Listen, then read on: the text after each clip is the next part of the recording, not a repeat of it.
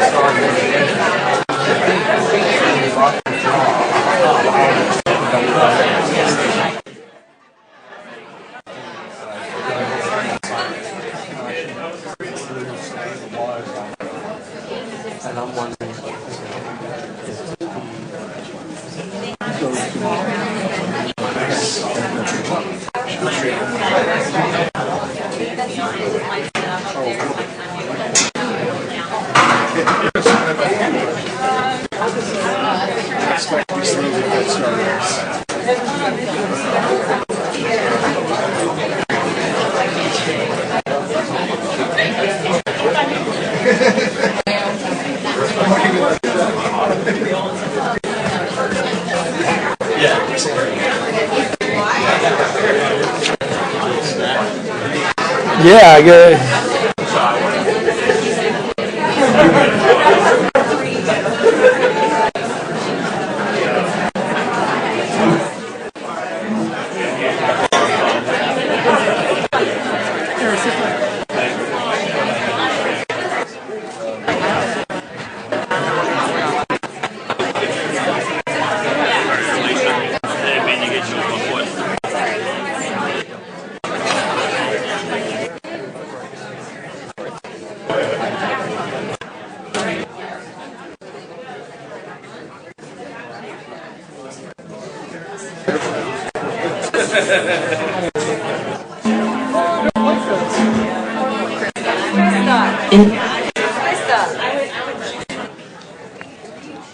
This was gonna happen.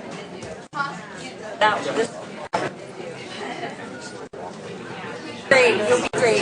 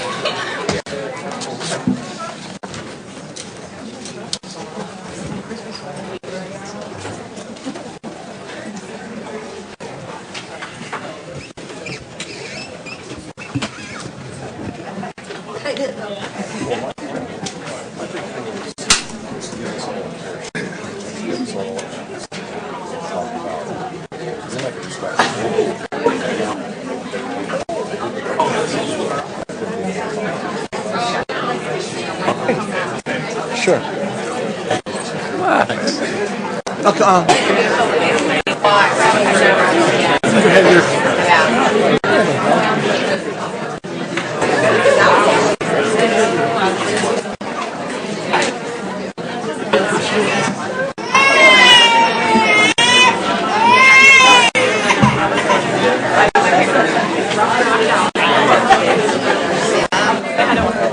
There you go. Here.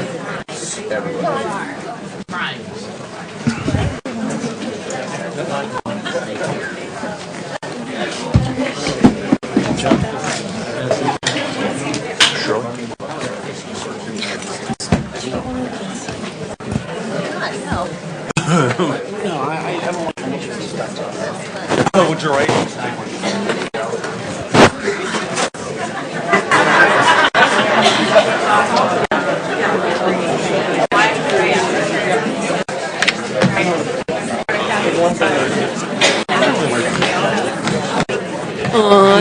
I don't like the words. No, they're not.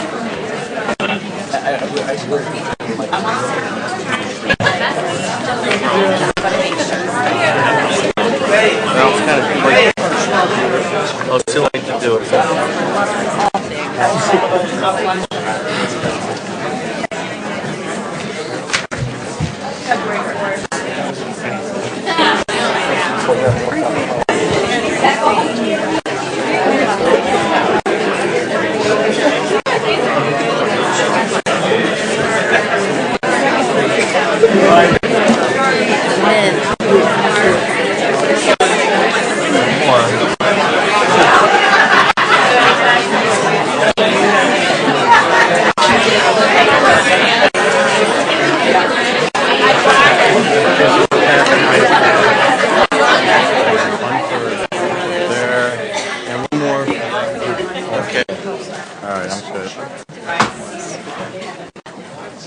This is interesting interceptionality events.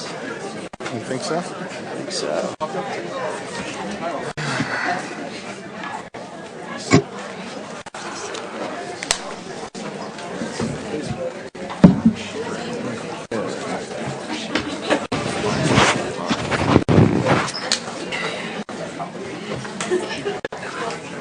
The order is usually nutrition. Okay, that was not going. Now she's nervous. Oop, there was an overflow. Amazing setup. TV or not for a healthy snack today? Yeah. After we do it, right? Let me see, what is this? What is the bunch?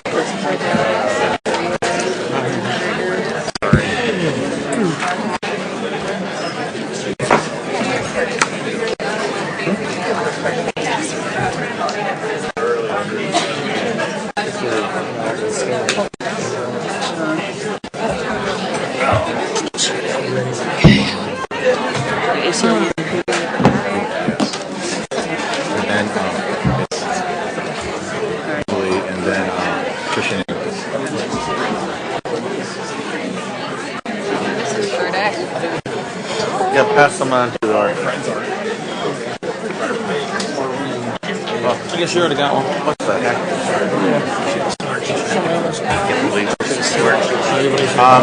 Like they see it on the screen. Oh,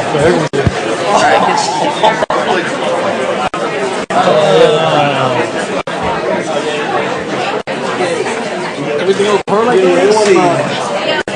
That's not a good one.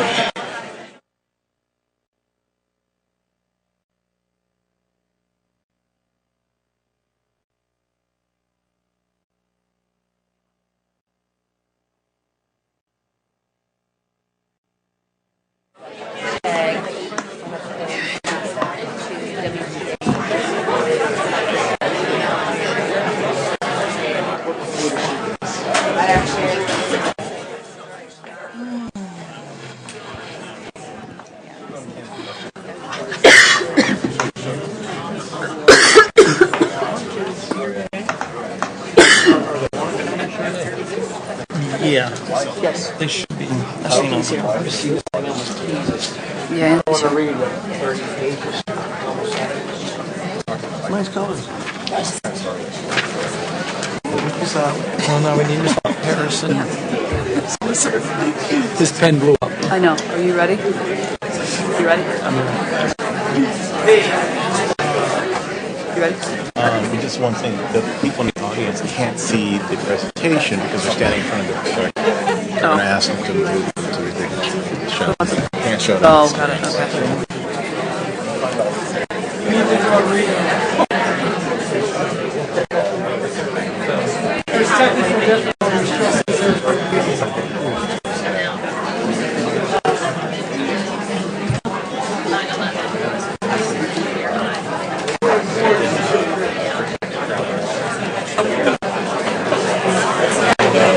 Last night, I was up. I go to bed.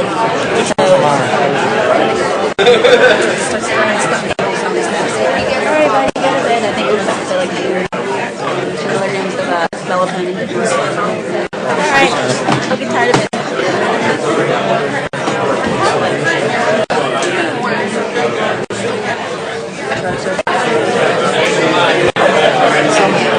Waiting for anything in particular. Are we waiting for anything in particular? It's over there. I don't know where Mr. Moe.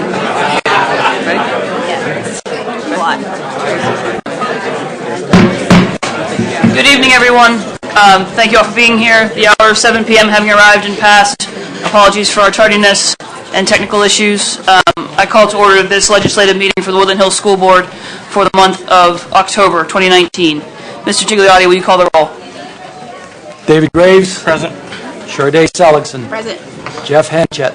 Here. Terry Lawson. Present. Ronna Curry. Here. Jeff Hildebrand. Here. Paige Strasbaugh. Here. Mike Belmont. Here. Jamie Glasser. Present. Please stand for the Pledge of Allegiance.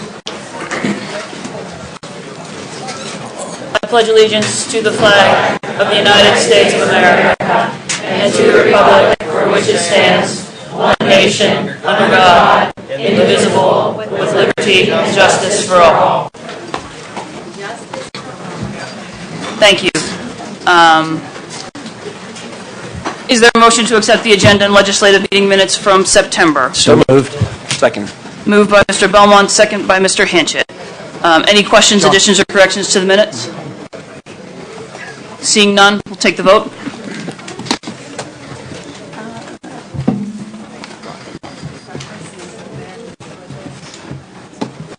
Jamie, I'm not logged in yet. I don't think I am either. Is the meeting live, Mr. Yeah. Gigliotti? I can hold it. I got to. There it is. I'm in, so. Refresh. Refresh. Yeah.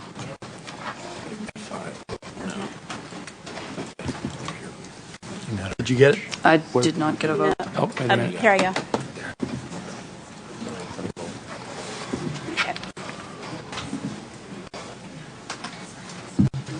Thank you.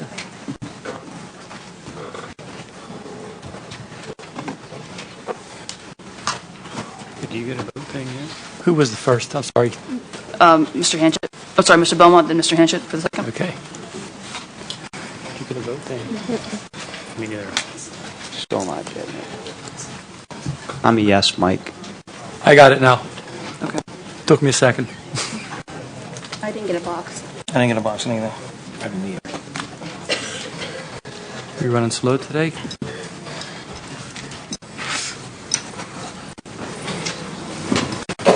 Let's take a voice vote. Mr. Graves? Yes. Ms. Seligson? Yes. Mr. Hanchett? Yes. Ms. Lawson? Yes. Ms. Curry? Yes.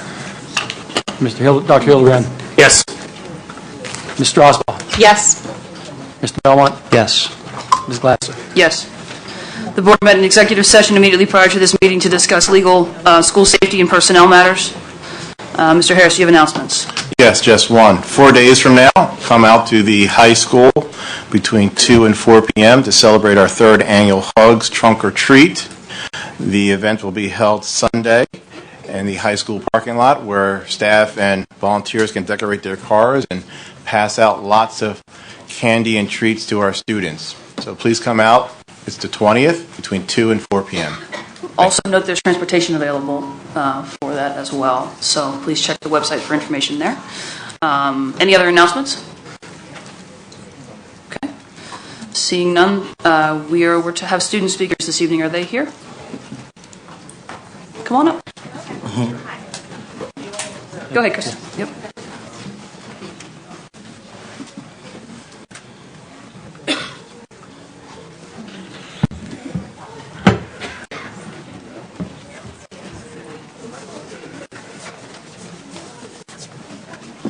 Good evening. Thank you for being here. Hi, good evening. I'm Krista Keene. I'm Will Keith. We're here on behalf of the high school to talk about a few things that are happening in the school. And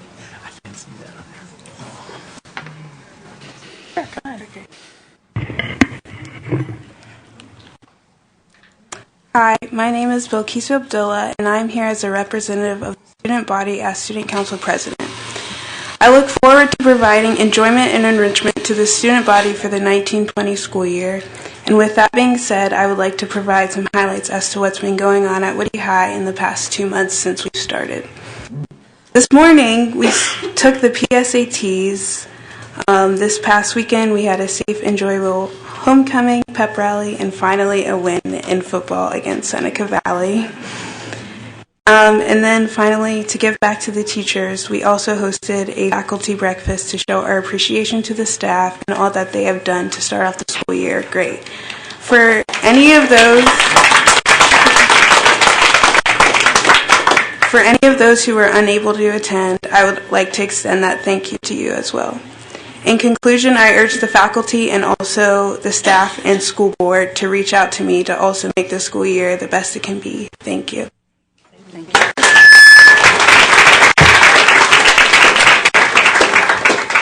I'm Krista Keene, a sophomore at the high school. This is only my third year being in the Woodland Hills School District, but I can assure you that the activities that go along in the school and district keep me constantly on my feet.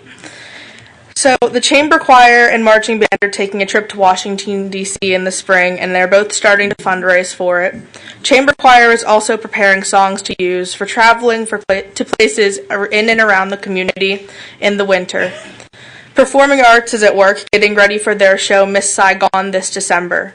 Musical season is also around the corner. The meeting for Jesus Christ Superstar was yesterday, and we're all very excited for that. Many clubs and sports are having their senior rec around this week. The football team's senior rec is this Friday, I believe. FBLA is well at work, planning our trip to Kalahari this November. We will spend a few days at the park attending leadership conferences to teach us important business leadership skills. For girls in the high school interested in STEM careers, Launchpad has been made available. Through Launchpad, girls can learn website design, 3D printing, and leadership skills. There are also many guest speakers.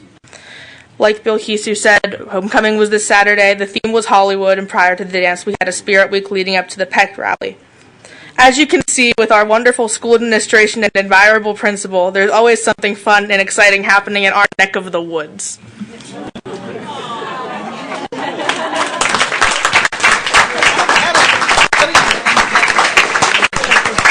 Thank you very much.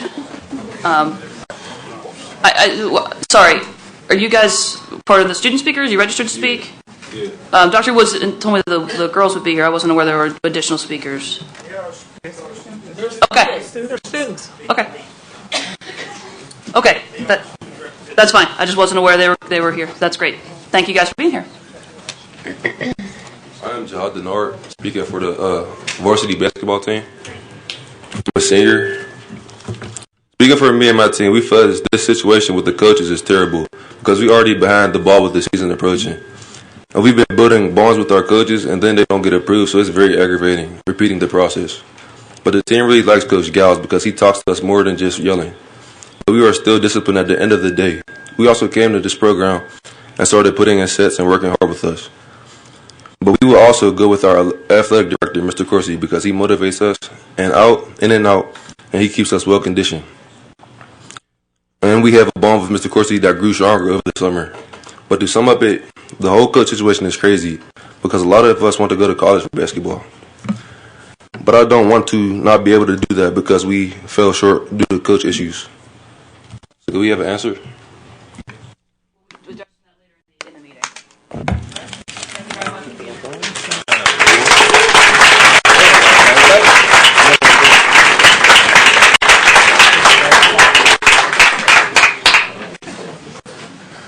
We have several presentations as well. I believe Ms. Makoshi from ACLU. Oh. Yes, so we're presenting jointly with the Black Girls Equity Alliance. Great. And Elise Pinchback will be starting. Super. Okay. Good evening, everyone. Thank you, Woodland Hills School Board and Mr. Harris for inviting us. My name is Elise Pinchback Johnson of Pinchback Consulting. I'm here with Dr. Amanda Cross from the Pitt Office of Child Development and also Gada Makoshi from the ACLU of Pennsylvania. We are members of the Black Girl Equity Alliance, and we are here to talk about the impact of police involvement in schools. Go to the next slide. So the Gwendolyn J. Elliott Institute is an initiative of Gwen's Girls, and it was founded in 2015. It's a group of academics, researchers, and practitioners committed to elevating best practices in research and programming for working with women and girls. Next slide, please. In 2016, the FISA Foundation and Heinz Endowments commissioned an inequities report to draw attention to the disparities that Black girls face in our region. The report was shared at the first Equity Summit in 2016, which led to the formation of the Black Girls Equity Alliance. Next slide. The Black Girls Equity Alliance is a group of community stakeholders who are committed to addressing inequities and disparities faced by Black girls in this region. There are 4 working groups: child welfare, juvenile justice, education, and health and wellness. The work we'll share more in detail this evening is that of our juvenile justice work group. At our 4th annual Equity Summit last month, we released 4 reports. One of the reports is focused on pathways to juvenile justice. Next slide. In Allegheny County, Black girls are 10 times more likely than white girls to be referred to juvenile justice. They are also 13 times more likely than white girls to be arrested and 5 times more likely than white girls to receive a summary citation. Next slide. The juvenile justice referral rate for Black girls in Allegheny County is 50% higher than that of the national rate for Black girls. However, the referral rate for white girls in Allegheny County is 50% lower than that of the national rate for white girls. Next slide.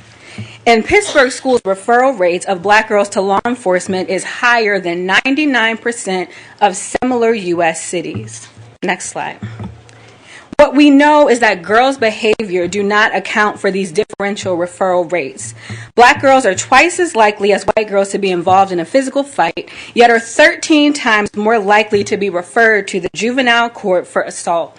Additionally, rates of alcohol and drug use are similar among Black and white girls, yet Black girls are 3 times as likely to be brought into the system for drug offenses. Next slide. So why are referral rates for public schools to law enforcement so much higher in Pittsburgh than other places? A few reasons. 60% of Black girls' juvenile justice referrals in Allegheny County were for school-related offenses compared to just 38% for white girls. In 2017, the number one source of Black girls' referrals to juvenile justice was Pittsburgh Public Schools. It was Pittsburgh police for black boys and district magistrates for white students. Also, black students are more likely than white students to be disciplined for subjective behaviors, which result in 10 times more suspensions for black students than white students. So let me leave you with this quote from our report. The disparity is evidence not of problems with black girls, but a failure of our child-serving systems that should be helping and supporting girls rather than punishing and excluding them by referring them to juvenile justice. Thank you, and I will turn it over to Dr. Cross at this time.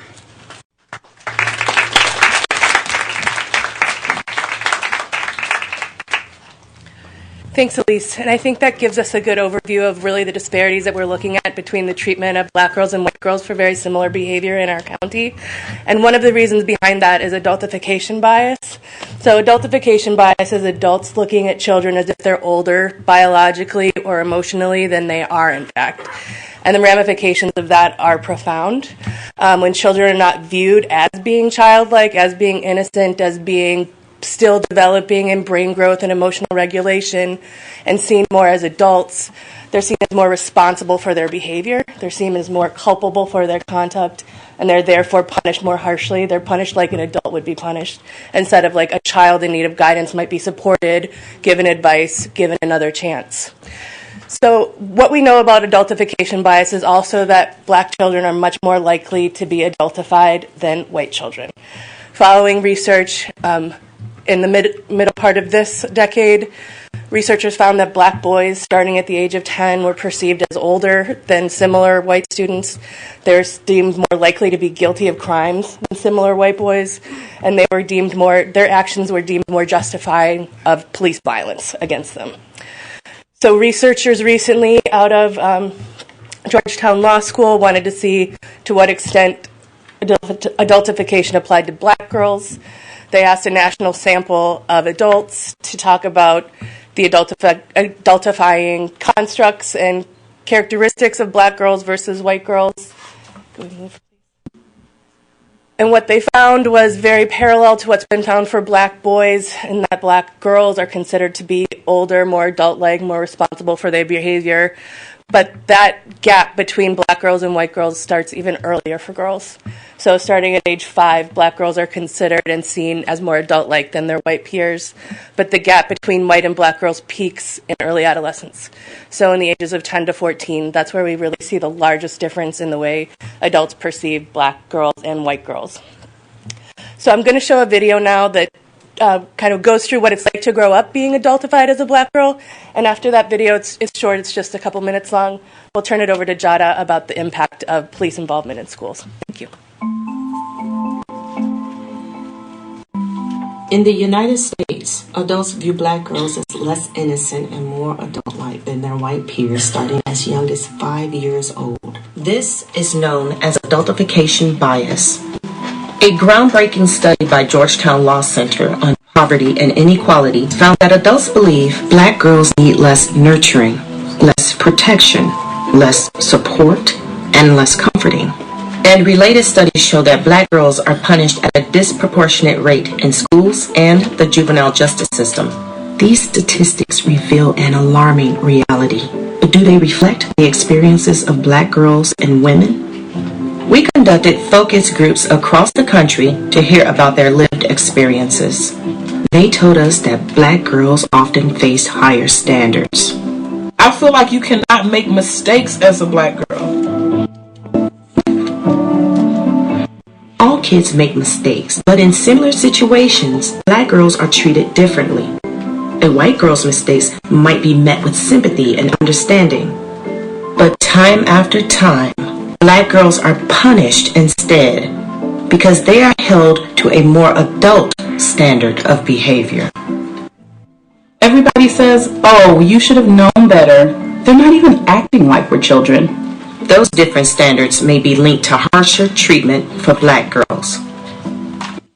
We heard stories about adults holding black girls more accountable for their actions. During a Foursquare game at school, one of the balls hit a girl in the face. They just threw assault and battery on my record. I had to transfer to a different school, but the other school didn't want to take me because I had assault and battery on my record. In our focus groups, they overwhelmingly agree that adultification bias is associated with punitive treatment. Negative stereotypes of black women are also projected onto black girls, which can contribute to adultification bias. Focus group participants overwhelmingly confirmed that even when they were young, adults viewed them as less innocent than their white peers. There was this assumption that you're cussing people out, drinking, and having sex, but since I never thought about that before, they were basically introducing me to those topics right then. Black women and girls also told us that adults stereotype them as too loud, aggressive, or angry, and see black girls' actions as threatening and disrespectful. Adultification bias erases the distinction between childhood and adulthood, which can have a harmful impact on the lives of black girls. We need to work together to end adultification bias.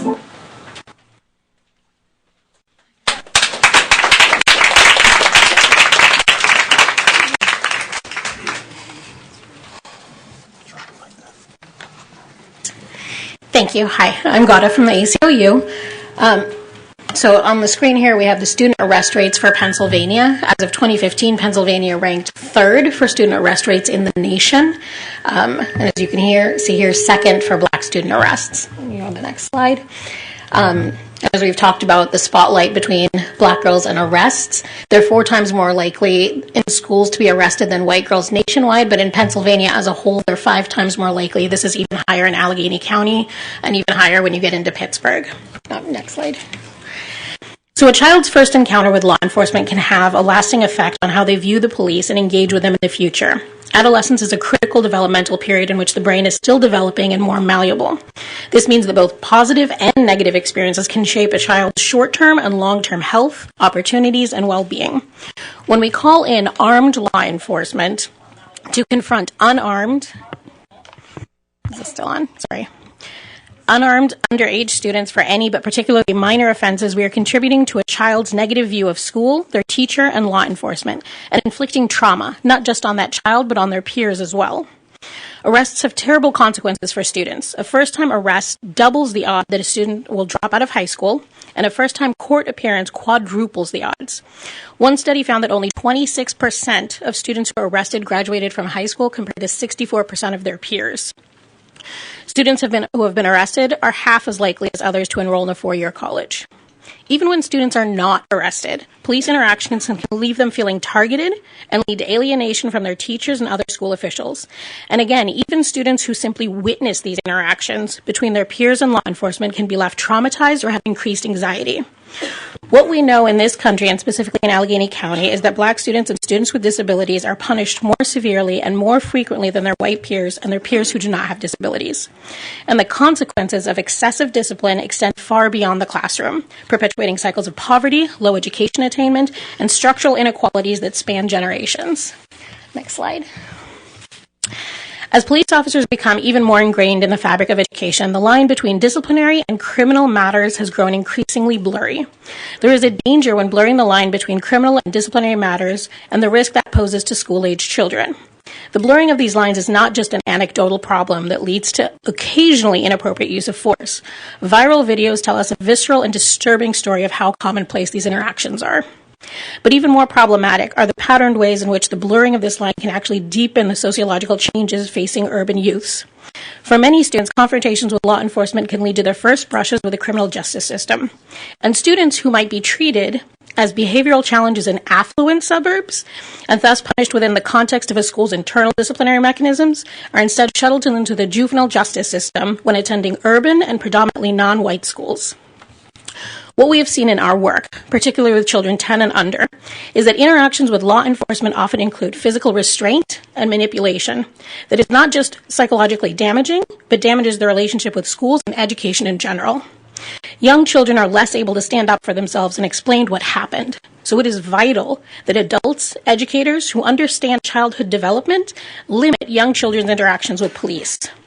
And while we found that arrests tend to peak in middle school, interactions in elementary school begin to set the stage for those future interactions. It's important to understand that behavioral challenges are a part of education, and likewise, disciplinary measures, policies, and procedures are critical in any school setting. However, students are still children. As such, impulse control, the decision-making process, the ability to check one's emotions, and a capacity to fully consider the consequence of one's actions are still in the early stage of development.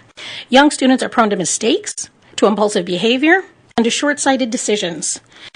Entering these children into the criminal justice system for such mistakes is to impose long-term consequences for actions which might be the consequence of a disability, instability at home, or even just momentary youthful indiscretion. A single encounter with law enforcement for any one of these reasons could have terrible life-changing consequences for troubled students and bright young learners alike. In an era when tensions between police officers and the public are dangerously high, many schools have become a breeding ground for bilateral contempt between departments and the communities they are meant to serve. This pattern threatens the safety of students and officers alike. We need to stop and consider the impact, not just to the child we are referring to police, but the impact that call, that interaction has on all students, on the learning environment, and the community at large. Our schools need to be places of learning where all kids feel safe and can thrive. Thank you.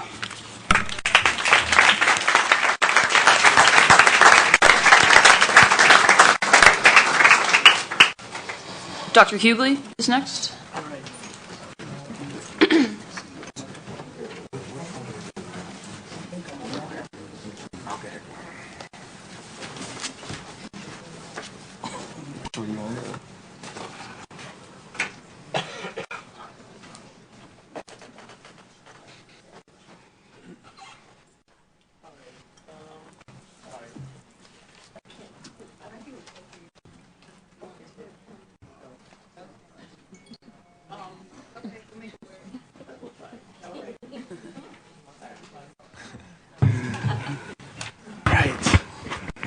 Picked a great night to come and present. I didn't know there'd be such a crowd. My name is Jay Hughley. I'm a professor at the School of Social Work at the University of Pittsburgh, and I'm the interim director at the Center on Race and Social Problems there. My voice is hoarse, so I apologize for that, but it's always a little bit hoarse. It's just, I just have a weird voice. So the more you know me, the more you'll know that. I want to thank the board for welcoming me out, Superintendent Harris, and to the teachers that are here. Thank you for coming out and showing your dedication to your craft and to the kids. And I want to thank the ACLU and Gwyn's girls for your presentation and these courageous young people that came out to talk about what they're experiencing and what's important to them. So, all right, next slide. So, why am I here? I am the director of this Just Discipline project, which is a project at the University of Pittsburgh in partnership with the Woodland Hills District, funded by the Heinz Endowments. All right, click twice. Let's see if we can do this. Our work originally started out looking at research on the school-to-prison pipeline, which we just heard a lot about in that presentation, and what discipline rates look like in Greater Pittsburgh. So we've never been a group that wanted to just point out problems and then go back to our research hole and point out more problems. So what we did was we said, well, can we develop a support system to help schools do something a little bit different? And that's what we did. So we started working on a best practice model, and we came to Woodland Hills not because of any problems or anything. We came to Woodland Hills because we already had a relationship with Woodland Hills. We were doing work around school climate anyway. So we came here, we said, hey, we've got funding for our program. Do you have interest in trying something different? In conversation, Mrs. Klein, who I know is in the back, hello, at the intermediate school, was willing to work with us as were the teachers there. And so we were very grateful for that. And about 2.5 years ago, we started to do this work. All right, next slide. So, I want to talk a little bit about punitive discipline, and really what I'm talking about is a culture of punitive discipline. And when you think about schools that have a poor behavioral climate, there is sort of a logic to why you would want to come in and sort of lay down the law. And if you could click maybe 3 clicks, you have a poor behavioral climate. You come in, you increase the suspensions, expulsions. That will improve the safety and climate. It deters other students from doing it again. It deters students from repeat offenses, deters students from the same behavior. Classrooms more teachable, protects victims and others. So this is the logic. This is the logic of it, and it makes sense to us. Well, many of us. The challenge here, though, I think is, and I like to make an analogy to family. When you think about your children, if you have children, or when you listen to what these young men said about coaching, you really don't start with discipline. You really start with relationship. And and then there is sometimes a need for accountability. But it doesn't start there. And too many times we start with the discipline and use that. And what we find in the research is that that is not an effective strategy for helping kids be successful. And if you can click one more, and raising student achievement. So next slide, and maybe 3 clicks. The other challenge, though, is that when you want to use alternative discipline strategies, those can be challenging as well. So sometimes, and I do work in restorative practices, we ask teachers to do, I'm not going to say we try not to, but reforms ask teachers to do yet another thing without additional supports. And discipline reforms in particular will sometimes ask somebody with a full-time job to take on another, basically full-time gig. You are our school climate person. Well, I already teach 3rd grade. So how can I do both of those things? And it's a challenge. And the other thing is relational and restorative work takes expertise. It's not easy work. You need consistent training, and you need expertise available. Next slide. And you all covered this pretty well, but just the evidence is pretty overwhelming that suspensions do not help individual students. They're actually very harmful to individual students, and they also don't make schools stronger. So schools that have higher suspension levels tend to be worse off in achievement than schools with similar students with lower levels. And schools that increase their levels over time tend to be worse off than they were when they increase suspension levels. The other pieces of this is that, as was just noted very clearly, it can be a gateway to juvenile justice. And juvenile justice is just, once kids get contacted with juvenile justice, their outcomes really decline. And then, in a ironic twist, multiple suspensions are associated with increases in antisocial behavior, not decreases, and that's controlling for prior offenses and behaviors. But it's not that surprising because we see the same thing in criminal justice. Being incarcerated increases your chance of being incarcerated again. So lastly, the use of exclusionary discipline tends to disproportionately affect the most vulnerable population, so Black, Latino, special needs kids, LGBTQ students. And what's interesting is that these are also the students that have the worst outcomes from suspensions, so they get them more frequently and they hurt them more. So I think we're all for accountability, but the challenge is that if we're overusing and over-relying on exclusionary practices, it's a failing approach. We talk to teachers about this. We talk to them in Woodland Hills. We talk to them in other districts. I don't think anyone's ever told us that this is the gold standard way to straighten kids out is to use repeat suspensions. The challenge is, do we have viable alternative approaches? And so that's what we've been working on. Next slide, please. So, what have we done? We did a little bit of traveling. We went out mainly to Oakland, California, but also to Houston, Texas. Talked to people in other regions, people that are in urban districts, people that are in high poverty districts with overwhelmingly students of color. We said, what have you done that's been effective at transforming your disciplinary climate? That we partnered with some of them, school leaders and restorative practitioners to figure some things out. And we basically think there's two sets of things you need to have to be successful. So click once. So first we think there's a set of school cultural things that have to be embedded in what your school does. You need to have buy-in.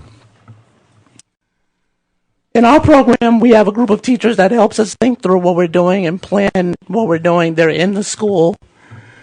They're not from the outside. If we're doing something crazy, they will tell us we're doing something crazy. If something is not a reasonable expectation for teachers, they can tell us that. And you need to build your program as a team, as a unit in the school. You need to focus on relational climate. The focus of discipline reform is not really about just responding to offenses. As a very wise teacher told us, in order to use restorative practices, you have to have something that you actually want to restore. If a kid just does not like you, you have no relationship. Restorative practice, healing circle, you don't have anything to heal. So you need to start with the relationship building, and that's what we've emphasized in our work in different ways. And then you do have to be attentive to poverty, social issues, and race for a number of reasons, because our society has conditioned us around race and bias. And other things too, and gender. We have biases ingrained in us. If you've ever done any implicit bias training, you will know that. So we have to be conscious of that, but we also need to know where our kids are coming from. And when they're acting out, it's not because that's innately who they are. They're probably dealing with some challenges at home, in the community, that we probably want to know more about and figure out the best way to help them. One more click. Then we think about these structural components that are really important. So we do think policies are important. We think it's important to say we're going to be committed to figuring out a different way to respond to minor infractions. Insubordination or discretionary offenses where you see the most racial biases and disparities. What can we do differently? Most importantly, I think you need the staff to help do this work. So one of the things we do at the intermediate and now the middle school is that we have a full-time person there leading the school climate work. He does positive, proactive programming around climate and culture, and he does responsive things when things break down. He's there to provide the teachers with professional development and support, and to help us think through what's happening on the ground. He's an African-American man. He knows the kids quite well. He's seen as the cool guy. He's also, brilliant and understands the kids in a way that builds really strong relationships and helps us head off a lot of things that were going to happen. A lot of fights that were going to happen don't happen. And we think that that's an important element for school climate reform. When we go to urban districts that are really doing well, they have people that are in the schools doing that work. A couple of other things, there's the behavioral systems. You may already have PBIS. You may already have a social emotional learning curriculum. We think you can integrate these things. They all do different things for the school climate. Structural supports, that's your data systems. Do teachers have a chance to meet and plan together and think about what their community building activities are going to be? Can they meet together and talk about how Johnny's doing? Well, Johnny's doing well in my class, but not in yours. How can I manage him better? Those are important components. And then lastly, I think everybody in this room knows that for some kids, they need more than a healing circle. That there's something there that's deeper. They need a social support intervention. They need a mental health intervention. You know, I think, and I know that's an issue here. I read the teachers union blue form with the things they're interested in. I'm interested in those things too. A lot of urban districts. It's something that a lot of schools are struggling with. I think what I'm seeing, and I don't know the intricacies, but it's a common thing we hear. So we definitely are, trying to do what we can to not only provide supports, but also to make the case at a policy level. All right, next slide. So what have we actually been doing?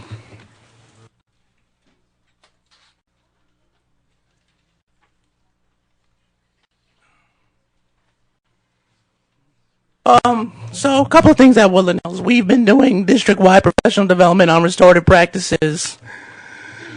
Way before that, we were doing district-wide school climate assessments and professional development on that. And a couple years back, we started the pilot program at the intermediate school. And you know that I don't have to go through the school profile in this group, but you know it's a challenging school. Next slide. Our program elements basically have 3 tiers. On the bottom tier, that pretty much all students get exposure to, is this community building tier. When things break down, strategic response. How do we respond to student conflict, student behaviors, classes out of control, and help teachers with that. And then individualized supports for students that I think they get called high flyers or frequent flyers or something like that. The ones that have a few more persistent challenges, and there's probably something else there. How do we support them? Next slide. So at this community building tier, one, we have about 3 components. We have a student leadership group that was extremely well received, I think, by pretty much everyone. They're famous. They've been in TV and magazines. And they do an excellent job. They actually end up being trained to mediate conflicts. And teachers tell us stories of how things were going down and the students stepped in and intervened and mediated conflict between their peers. And Mr. Sean, he trains them in this. They come up to the University of Pittsburgh. In fact, the group from the middle school will be up on the 28th. And we need transportation. Thank you. And so that's pretty exciting.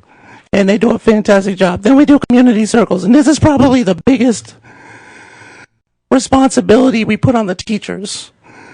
We say, can you do a community circle, which is a kind of a elaborate icebreaker, if you will, once a week in a classroom, so that all students are getting a chance to build these relationships. And we interview the teachers and we ask them about this, and one of the things that comes out of it is they really get to know the students more than they anticipated, for better or worse. But they do get to know them really well. And as you'll see in the data, the students feel known. They feel more known. And so now when something happens, you just have a better sense of what might be going on with the student. And then we have school-wide initiatives. I think the goal is to make it kind of like Hogwarts with your Harry Potter kind of competitions. We haven't quite gotten to that level, to be honest. But we've had some cool activities, like school-wide Jeopardy was a really, really big hit last year in the intermediate. It just creates positive energy. And, that's something that teachers, in some ways, they got too into it because I heard some of them were cheating in different activities. But that's what happens when adults play games with young people. We cheat. Anyway, next slide. At the second tier, healing circles, this is what you probably think of when you think about restorative practice. When something breaks down, there's a fight or there's about to be. We get the quote-unquote perpetrator and victim together, but with other people in the community. It's not just them. And people talk about how what's happening is impacting them. And it teaches young people something about empathy. It's not a miracle cure all the time, but it does get them thinking a little bit more. And when classrooms are challenged, we do some interventions called classroom reset circles as well to help the teacher work with the students to think it through. Next slide. At the top tier, for our students that are really struggling, we do one-on-one mentoring. We try to do re-entry activities when they come back from a suspension so that they're not just back in the classroom with no transition, no planning, no thought, no conversation with the teacher or teachers. And something that we'll be able to do this year, we just got funded for, is for a trauma intervention for some of the most challenging students. So we're excited about that. Next slide. Yeah. So inputs and outputs from last year, we did 220 healing circles. Teachers were doing them about once a week, doing community circles once a week in their classrooms. There were hundreds and hundreds of circles being done, but there were 220 healing circles. Of those, 83 were student-led. So students were really buying into what was going on. 62 students got individual support, so over 50% of the circles were requested by teachers and staff. So that suggests to us, and that was a lot better than the first year, that teachers were buying into the program and found it useful. All students participated in circles at some point. 95% felt good or neutral about their experience. So vast majority were not at all bad experiences, and 83% of healing circles were said to resolve the conflict. Next slide. All right, so what does that mean for actual target outcome results? By our count, we saw a 22% decrease in total suspensions in the school, 28% fewer individual students suspended, and also 28% decline in days missed. That's more than an additional 1,000 hours of school for kids. Next slide. 30% decrease in referrals, 20% decrease in individual students referred. Next slide. And then, and we can't claim this, but we were there for it. The achievement did go up in the school from the time we started to the time to the first year at least. And we're still waiting on the new results. So, all these good-looking people up there, that's our team, and Mr. Harris, and some people from Pitt. We won a couple of awards. PA Council for Social Studies Program of Excellence, Pitt Chancellor's Partnership of Distinction, and the work's been in various outlets. I actually only bring that up to say that this is a collaborative effort, because in all of these cases, we're talking about the Woodland Hills Intermediate School Pitt Partnership. Next slide. Couple more data points. We do survey students about the climate, and they felt safer. And a lot of the other things about how they felt about teachers were also positive. The only negatives that we saw, they kind of rated themselves more lowly. They felt like they were less engaged and that they were not as close as their peers as prior years. And that could be because they've been conditioned to think more about it and they're more critical. That's our flowery interpretation of it. But we think there's something to that. Next slide. So teachers, not as optimistic over 2 years. We did see gains from year 1 to year 2, but after year 2, we saw a slight dip in perceptions of safety. The caveat being, ironically, we could not have predicted it, but we gave the survey the day after furloughs were announced. So that might have put a damper on the spirits of the survey, even though we bring Dunkin' Donuts when we do the surveys. But they did say that the students felt like they were closer to them. Next slide. Oh, I'm sorry, go back. What we're most proud of is that 91% of teachers want the practices to continue. So that tells us that they think it has value. And we're very responsive to feedback, but they think it's something helpful to them. Thank you. So what do we think of the next steps for us? We want to build, we're basically in a new school now. In the middle school, new leader, 2/3 of the teachers are new. So we've got to reestablish our rapport and who we are. We're hopefully adding very soon a second full-time person to the program. We want to launch our trauma intervention in the spring and develop advocacy policy work. That's what we're doing. I'm actually giving a testimony to a congressional subcommittee in November, which is cool because I think everybody in this room agrees more resources is better. So that's our...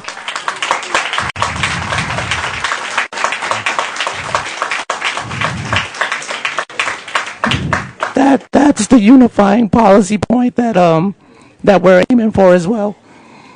And for the district, we think prioritize these full-time restorative practice coordinators. We think that's a good investment. You know, ours happens to be a social worker. He has social work training. And so that you can hire some great people in that space and get some, we know how to train them and find excellent training. Continue to prioritize relational climate and reduce use of suspensions. We've never said there should be no suspensions at all. But one of the members of our team was a school principal in Oakland, California, and he got his suspensions down from in the hundreds to actually in 1 year 4 suspensions. We haven't seen that ourselves, and he's like, those 4 kids, they definitely had to get a suspension. I was like, I guess they did because it's only 4. But finding other ways. And then lastly, I think there's one more. You know, ensure leaders support restorative and relational priorities. That's important. It's really difficult to do the work if the school leader's not behind it. And I think that is it. Thank you for your time.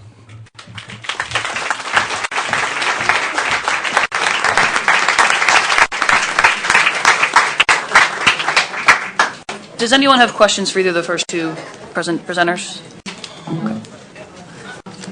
Just real quick, Dr. Hughley. Could we get on a habit of having data more often? I think that would be useful pertaining to the middle school in particular. Data on how it's going? Yes. Sure, absolutely. That'd be great. Thank you. Yeah. And how far are you in your implementation of the intermediate building with the new staffing that's there? We're a little behind. We just got FaceTime with the staff last week, and so it's hard for them to understand what we're doing until we're in front of them and can lay it all out. So I think we're starting to move in the right direction. The one ask for teachers is really the classroom circles once a week. We've got a schedule. I think that'll start at the end of the quarter. From there, we should build momentum. I'd say we're behind right now, but moving in the right direction. But I know who to talk to now. If Mr. Belmont?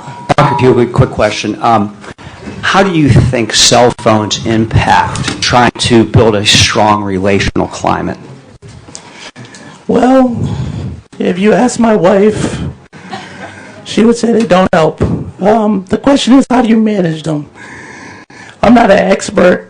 I've seen people do it in different ways. I've seen it done at the classroom level where when they go in the classroom, they have to deposit in a basket or something. Some schools do have a trust system that works. Whatever's the least intrusive as far as getting people in the building and dealing with those kinds of challenges. So, but yeah, I think we all have to manage our device use. Yeah. Does anyone else have questions? Okay. Thank you very much. Appreciate it.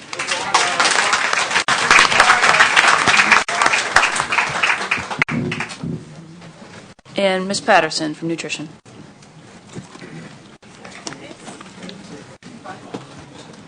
Hi, your apples. Did you eat them already? Man, the oats is good. Balances it out.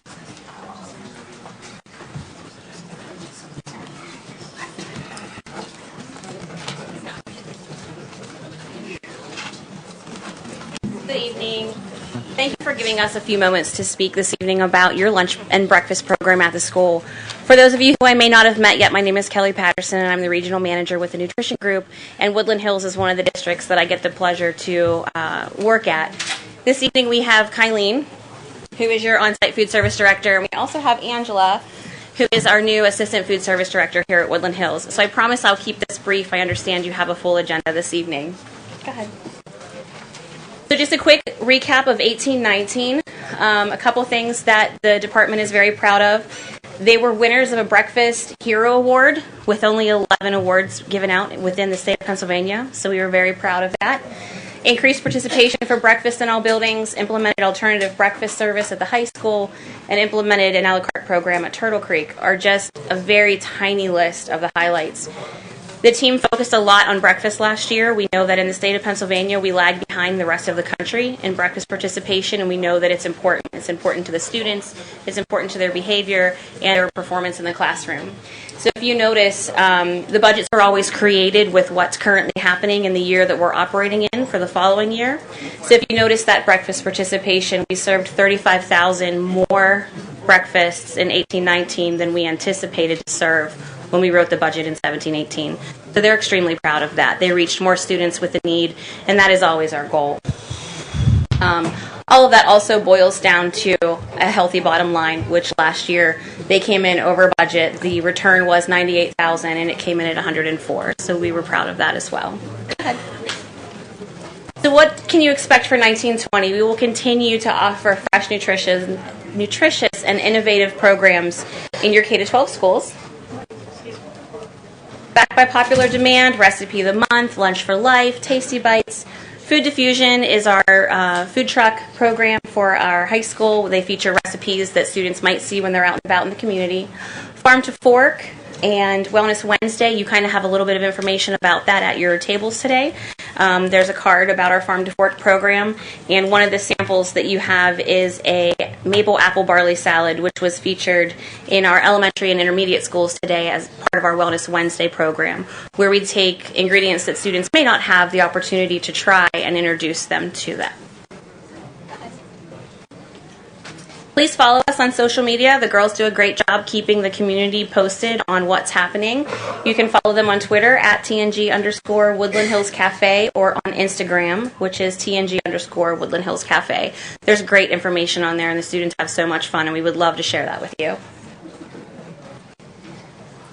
We'll continue our YAC programs, which are youth advisory councils. We like to meet with the students, get their opinion. How's it going in the cafeteria? What do they like? What do they dislike? They help us write menus. That's in a formal setting where we have a meeting, but every day the girls are out in the cafeterias, plopping down at a lunch table and saying, how's it going? You know, how was lunch today? What would you like to see different? What do you like and not like? It's important to us. NutriSlice is our menu app. For those of you who may not be aware, you can access the school's menu as well as nutrition information from any smartphone, from any computer, and you have access to all of the allergens, you have access to the nutritional values, the fat contents, the sugars, the carbs. Our nurses use the program, so it gives the parents a lot of information about what's going on in their meal programs. A lot of focus on training. Over this summer, our food service directors attended a summer seminar where Jimmy Page, part of the John Gordon Company, I don't know if you've all read The Energy Bus or The Carpenter or those books, he was one of the guest speakers focusing on how to lead a team with positivity and commitment and how to continue to grow that environment for the hourly staff that are here that are then turning around to take care of your students. So we feel that it starts from the top. The hourly staff attended Professional Development Day in Monroeville, where they were able to receive all of the required hours of training that they need. They have until June 30th to obtain those hours, but they received them all that day. We make sure that everyone has what they need going into the school year versus trying to catch up with it throughout the school year. So it was exciting. They get together with a lot of neighboring districts. They get to see the ladies that they haven't seen since last year. We talked about safety in the workplace, food safety, quality, some different chef inspirations and knife skills and all kinds of stuff like that that is important to their jobs on a daily basis. Some things you'll see in the cafeteria, there's some new area enhancements. This is the elementary program, so introducing the students to the different food groups, bright and colorful. The middle school has a little bit different look at that age group. We've got some positive sayings, stay strong, live long, lunch rocks, eat right, be bright. So just different feeling for that middle school age group. And the high school looks different yet. So you'll see the signs come up in the cafeterias just to kind of refresh their look a little bit and have them be more inviting and maybe similar to what they're seeing when they're out in restaurants. Our high school, we started a bistro box program where they have a quick option grab-and-go style meal if they are interested. If you think about when you walk into a Sheetz or a Get-Go and you have that big, beautiful merchandiser with all of the healthy, quick grab snacks instead of leading you down like the candy bar row, that's our bistro box program. There's a lot of different recipes, so we're trying them all out to see what your students like best, and then we'll continue to feature those varieties. So that can be made into a meal. The protein pack is an a la carte item. So this can be filled with hard-boiled eggs, cubed cheese, apples, nuts, pretzels, just a quick grab snack that we think is, a really healthy option for them. So that's something new that we brought to the program. Some new marketing items so they can, make sure that they know what they're grabbing in the lines. New parfait cups, different labeling for the packaging. Go ahead. Revised and updated condiment stations, making sure they have lots of choices. The intermediate school is enjoying the additions that we've made to their, lunch, what they can add to it. They like to kind of create their own things, so we've added a lot of choices for that. But most importantly, we will continue our company motto, which is Moments Matter, which is what matters to us. We want to continue to make moments special and important for your students, your faculty, and your community. So we like to be involved. I know we were involved with homecoming. It was beautiful. I saw pictures. Involved with the Wilkins parents picnic and all of those types of things. That's what matters to us. So anytime we get the opportunity to help in the community or assist or provide services like that, that's what makes all of that other boring paperwork stuff worth it. Any questions? One quick one. I can never share your post. Can you fix that on Facebook? Oh, yeah, sure. Thank you. We're on Facebook, too. Any other questions? Okay. Thank you, ladies. Appreciate it. Thank you so much.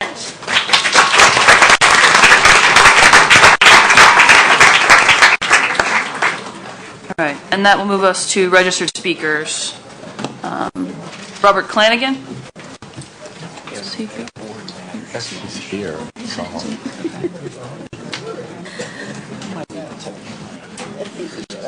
Mr. Clanigan here? There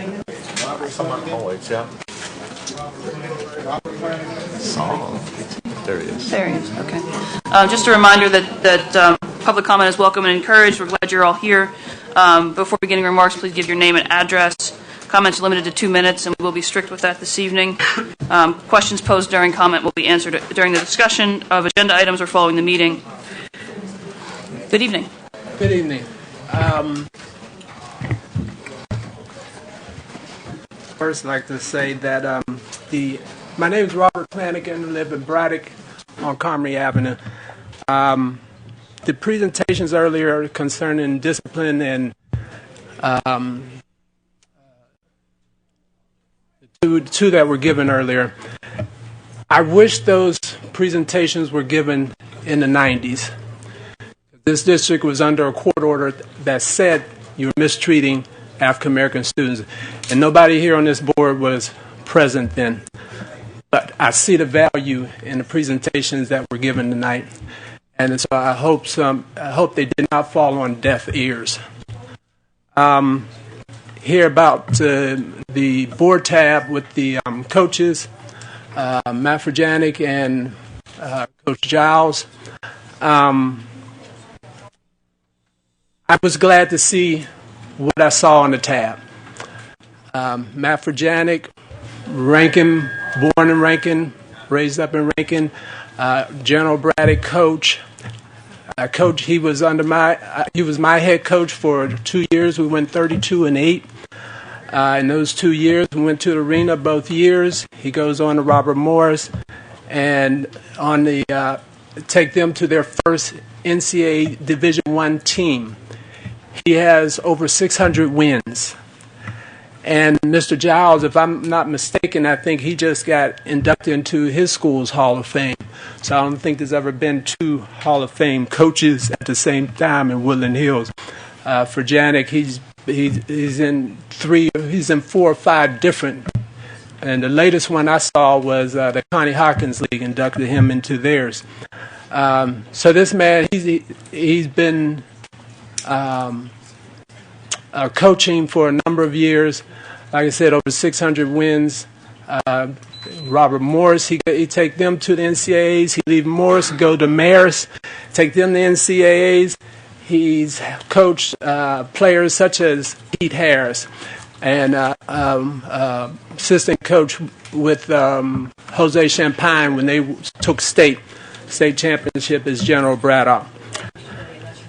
That's my time. I would like to say that with the two of them together, I feel that you all are putting this program on solid foundation. Thank you.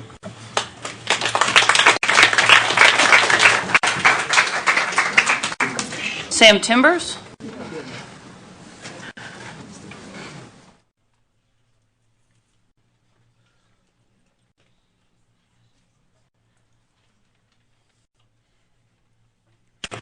I am Sam Timbers. I live at 420 Albert Street in Turtle Creek, PA, and I'm the assistant pastor at Emmanuel Baptist Church in Rankin.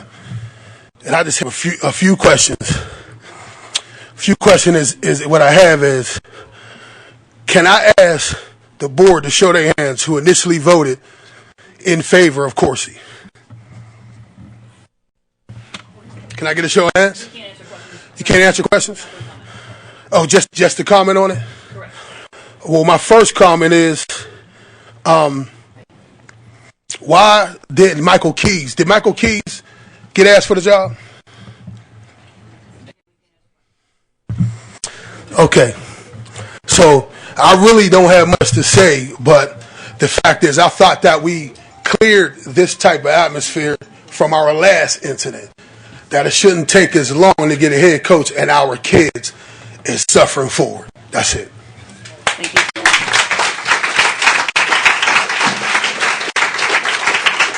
Craig Thomas. Good evening. My name is Craig Thomas, and I grew up here in Braddock, 413 Oak Street. The questions that I have are simply a couple. Since George Novak is gone and he vacated the job and retired, there was a splitting of the job, athletic director and head football coach. Ron was brought in to be athletic director, and Tim was made head football coach, and he is also the assistant athletic director, right? So what the question I have is, what rule do you have stating that all of a sudden now, Novak did it for 30 years, that now there's not an opportunity for Ron to be the head basketball coach if he's the most qualified person? All right, and what rule is in place? What guideline do you go by to dictate that the head football coach, he can be the assistant athletic director, but the head basketball coach cannot be the athletic director? Yes, that's a good question. And just going forward, make sure that everyone is aware of the process, so there's no gray area, that everyone understands what the process is. It's clear and concise to everybody, not just, it just depends on who you are. Because George did it for 30 years, all right? But now that George is gone, there's been a changing of the rules, and the unwritten rules. So we would like to know as a community, what are you going to do? And again, as Sam just notated, the kids are the ones that are suffering, all right? Make a decision, get a coach, get somebody in there to help these kids, and also get some counselors, get some wraparound services in the school to help these kids. Stop it. All right? Y'all should be about the business. And hey, y'all should be about the business. I've been gone from Pittsburgh for 30 years, and it's sad to see what I see when I'm back here now. I'm embarrassed by it. I'm telling you, I'm embarrassed by it. All right? I bleed turquoise in black. I love Woodland Hills. I love the Wolverines. I love all of you guys. Even the teachers, they need support. All right? There's no way you should have 2 counselors in the school. It's not possible. You got 1,300 students with 2 counselors. How is it possible for 2 counselors to manage 1,300 students? How is that possible? So, again, I'm happy to be back here. I want to be part of the solution, not part of the problem.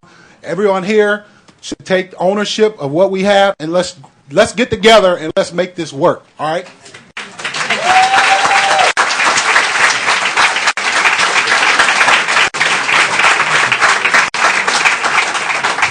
Mr. Milligan?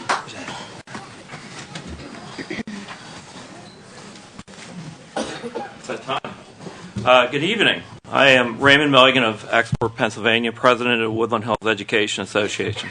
Yesterday, informally, we started the mediation concerning safety grievances filed by WIA last year and this week. It's been our goal to mediate this matter for the last 6 months. We look forward to working with the school board and the state mediator for a resolution. WIA still has serious concerns regarding safety, organizational, and procedure matters. We continue to experience the fallout from the hasty reorganization undertaken by the district through miscalculations regarding the redistribution of students. Elementary buildings and middle schools are out of room, and there's no space for additional classrooms to alleviate class sizes. We have put we need to put the students first. Second, we have experienced numerous incidents of students vandalizing school property and injuring and harassing other students, educators, principals, and our ESP personnel. It is clear that these students don't have the necessary therapeutic and behavior supports in place. Our buildings are not safe. There are ongoing issues with class sizes and schedules. We have 9 days left in the first grading period, and the district is still right-sizing our classes. Currently, we have 2 guidance counselors at the high school and not one in any other building. Therefore, there'd be no surprise that there is much chaos regarding the schedules and the class sizes. Simply stated, our students need guidance counselors. The fourth concern is the lack of procedures and discipline. We have students refusing to go to class, refusing to comply with adult directives. Administration needs to follow our nationally recognized student code of conduct. This document sets forth clear provisions for interventions and progressive discipline, as well as restorative justice practices. We does not embrace the school-to-prison pipeline. We do support clear and effective boundaries for our students. We believe our students should be given full support that they deserve. The Woodland Hills education staff is anxiously waiting for leadership. A good leader takes a little more than a share of blame, a little less share of the credit. We passed out a sheet with additional supports that we're asking for with our students. We would like the Woodland Hills School District to take action now. Thank you.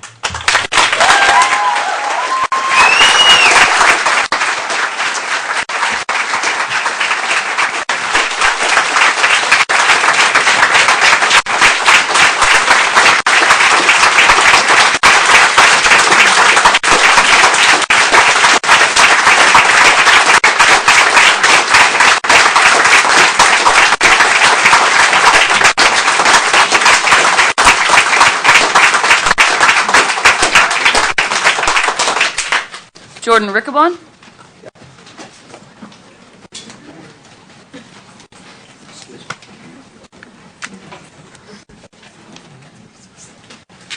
Hello. I'm going to try to talk real loud. I couldn't hear anything that was being said over there before. My name is Dan Riccobon. I live at 641 Linden Avenue in East Pittsburgh. I am a lifetime resident of the Woodland Hills School District. I attended Woodland Hills as a child, and as an adult, I taught for 34 years as an art teacher in every area of art in the district. I taught in 10 different buildings.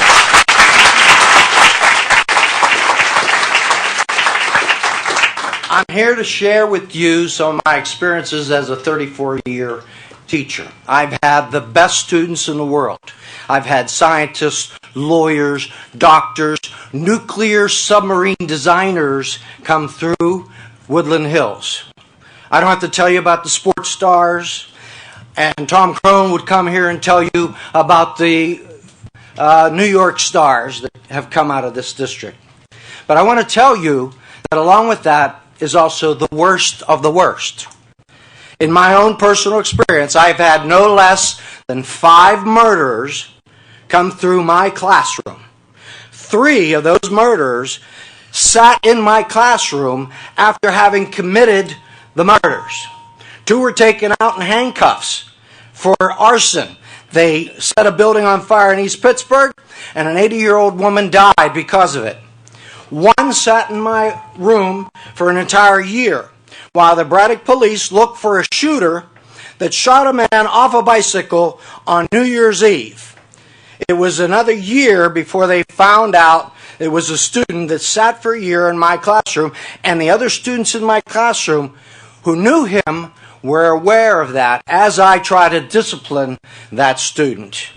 So I want you to know that sometimes there is no time for protocol. There is no time to call security. There's no time to call the neighbor teacher.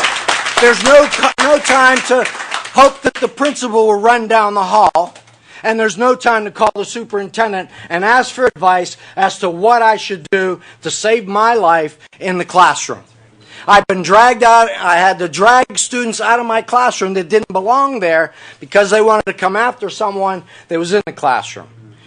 Every student in my classroom at that time was in danger because they picked up the nearest chair to try to use it as a weapon. Okay? I want you to be aware of these things as you make your decisions about protocol and about what should happen and what shouldn't happen when a teacher is in danger. Thank you.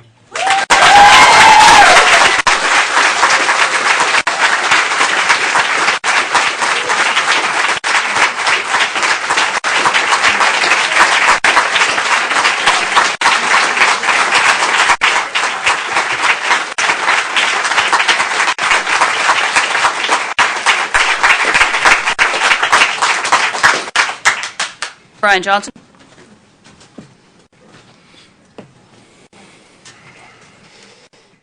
Brian Johnson, 541 Lucia Drive, Wilkins Township.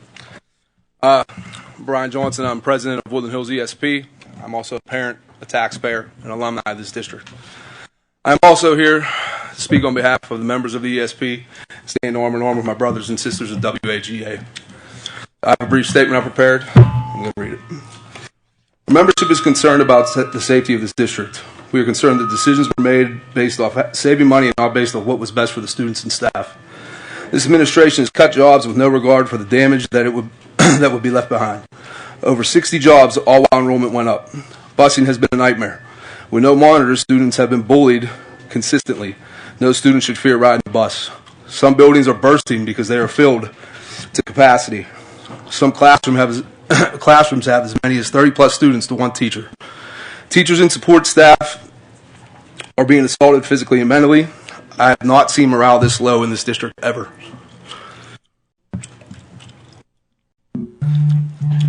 The ability to do our jobs correctly is also an issue. Overtime has been taken away. Subs are not allowed to be brought in. This is causing buildings not to be cleaned properly and most certainly will lead to health risks. Secretaries have had more responsibilities thrust upon them to the point they are having trouble meeting their obligations. Buildings are falling apart, and there are only a skeleton crew of maintenance and workers to keep them held together. At one point, we had 25 paraprofessionals cut, all while enrollment went up. This does not allow for our students to be supported properly. Something must be done. I feel like we have lost what made this district what it once was. We used to stand for something. That something was Wolverine pride. That pride is now fleeting, and what once was Woodland Hills is now a memory. Thank you.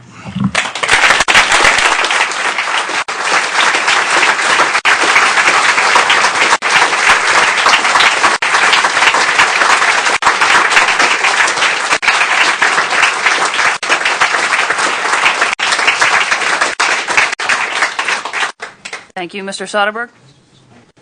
At this time, Madam President, I already talked about Benny. Okay. Water problem. Our problem was one thing used the Wolverina on the 3rd, and I want to change it to the 10th. We already talked about it before the end. Very good. Thank you. Appreciate it. All right, with that concludes registered speakers. Mr. Harris, that moves us into board matters. Okay, Board Matters 2.1, first reading of revised policy 705, facilities and workplace safety. This being the first reading with no vote tonight, is there any questions? I'm sorry? I'm sorry, I didn't get registered. There's an opportunity for public comment at the end of the meeting for those who are not registered. Okay, thank you. Thank you. Any questions on 2.1? Seeing none, 2.2. 2.2, first reading of revised policy 709, building security. Again, first reading, no vote this week. Any questions on this? Okay, seeing none, 2.3. 2.3, first reading of revised policy 805.2, school security personnel. Any questions on this? Okay, seeing none, 2.4. 2.4, third and final reading of revised policy 246, school wellness. Is there a motion? So moved. Second. Moved by Dr. Hildebrand, second by Mr. Hanchett. Any questions on the policy? Okay, seeing none, Mr. Gliotti will take the vote.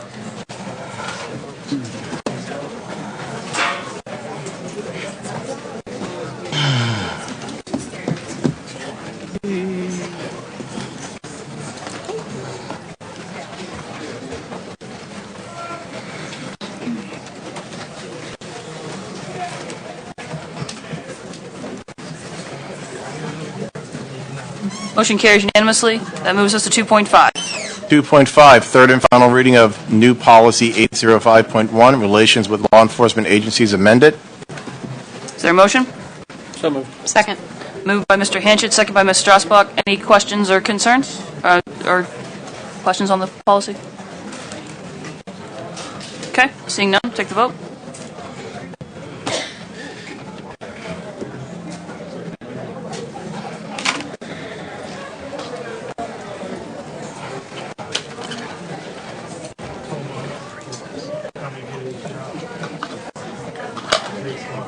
Motion carries unanimously. 2.6. 2.6, third and final reading of revised policy 810, transportation. Is there a motion? So moved. Second. Moved by Mr. Hanchett, second by Ms. Strasbach. Any questions or discussion? Seeing none, take the vote.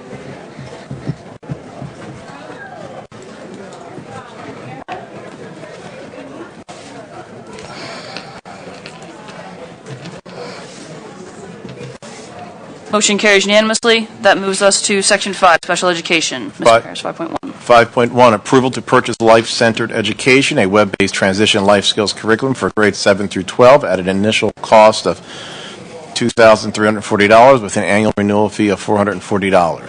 Is there a motion? So moved. Second. Moved by Mr. Hanchett, second by Ms. Strasbach. Any questions or discussion?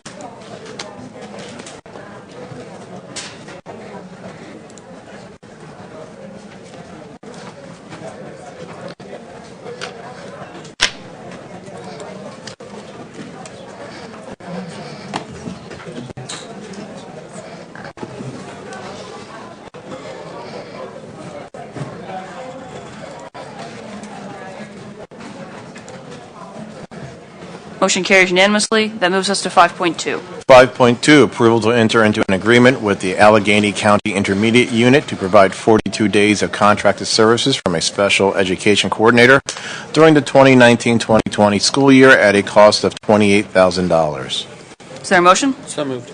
Second. Moved by Mr. Hanchett, second by Ms. Strasbach. Any questions or discussion? Just a quick one. We're asking for the 42 days. In the contract, will there be an option to add on more days at the end if we need this? Yes, the contract is not to exceed 60 days Okay. at that same rate. Okay. Any other questions? Okay. Seeing none, take the vote.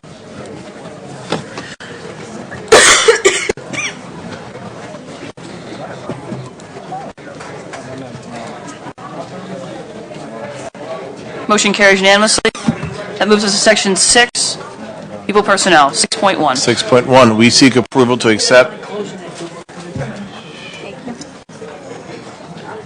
there's plenty of room for folks to stand alongside the windows. Yeah, if we could. Yeah, if you guys want to come in, there's plenty of room by the windows. Yeah.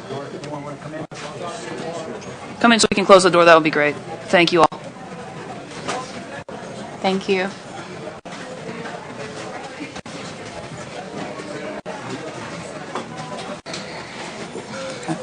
Okay. 6.1. We seek approval to accept a memorandum of understanding between the Allegheny Intermediate Units Community School East, CSE, and the Woodland Hills School District. Is there a motion? So moved. Second. Moved by Mr. Hanchett, second by Dr. Hildebrand. Any questions or discussion? Seeing none, I'll take the vote.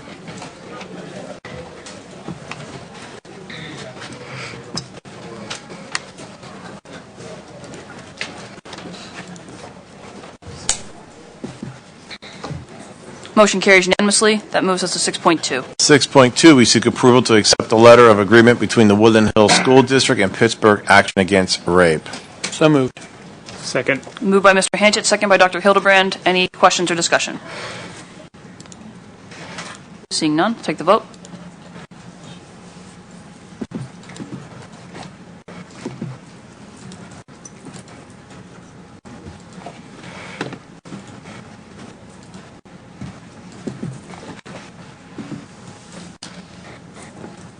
Ms. Lawson? Yes. Oh, it came through. Okay.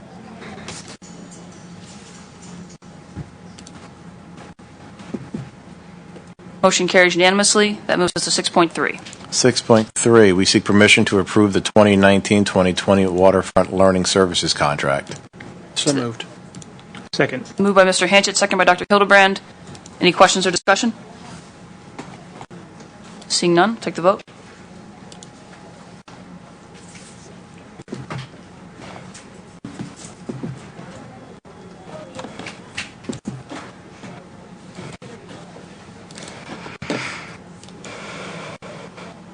Motion carries unanimously.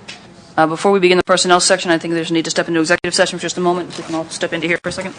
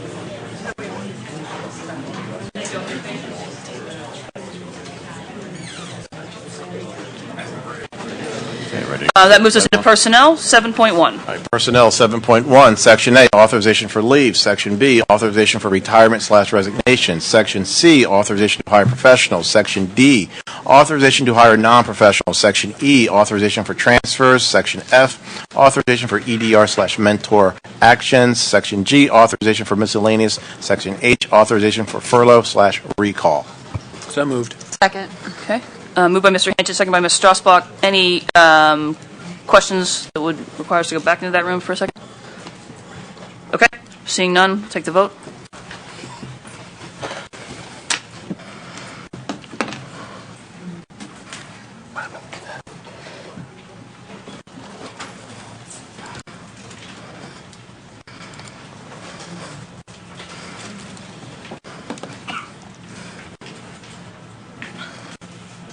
Motion carries unanimously. That moves us to 7.2. 7.2, we seek approval to hire Matthew Furjanic as boys varsity basketball head coach at a cost of $5,215 per school year. So moved.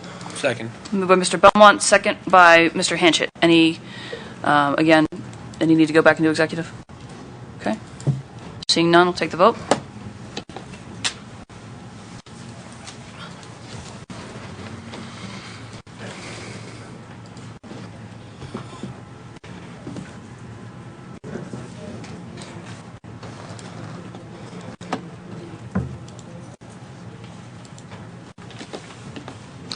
Motion carries. That moves us to 7.3. 7.3, we seek approval to hire Christopher Giles as boys varsity basketball assistant head coach at a cost of $2,870 per school year. So moved. Second. Moved by Mr. Belmont, second by Mr. Hanchett. Any questions, discussion, need to go back into executive? Okay, seeing none, take the Can I vote. make a comment? Sorry, comment? I'm encouraged by this for this reason. Matt Furjanic's resume it's extensive. What he's accomplished since he left Woodland Hills is impressive. With Chris becoming his assistant coach, we have now in front of us, as Mr. Clanigan stated, a foundation. Chris can learn from Matt, and then when Matt eventually retires, Chris is here, he's learned, and then Chris can carry on. Chris is, from what we understand, is a fine young man.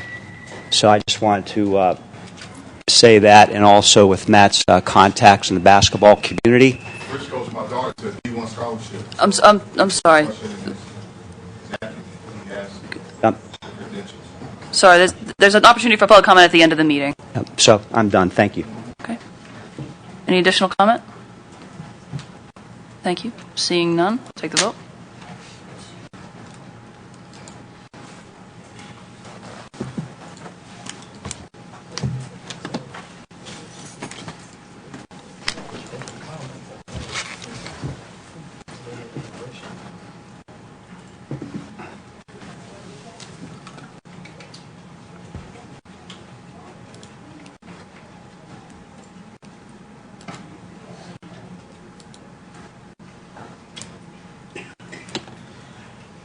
Motion carries unanimously. I understand Coach Giles is here this evening. Congratulations.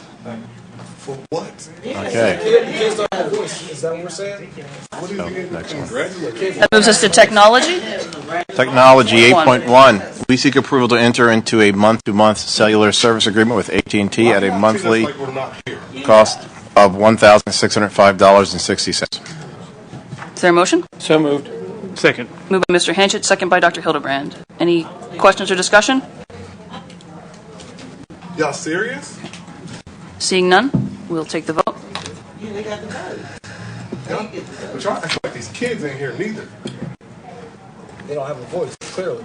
They can act like they're not here on basketball. They waited patiently, and y'all aren't even acknowledging them. And it's their season. It's their senior season.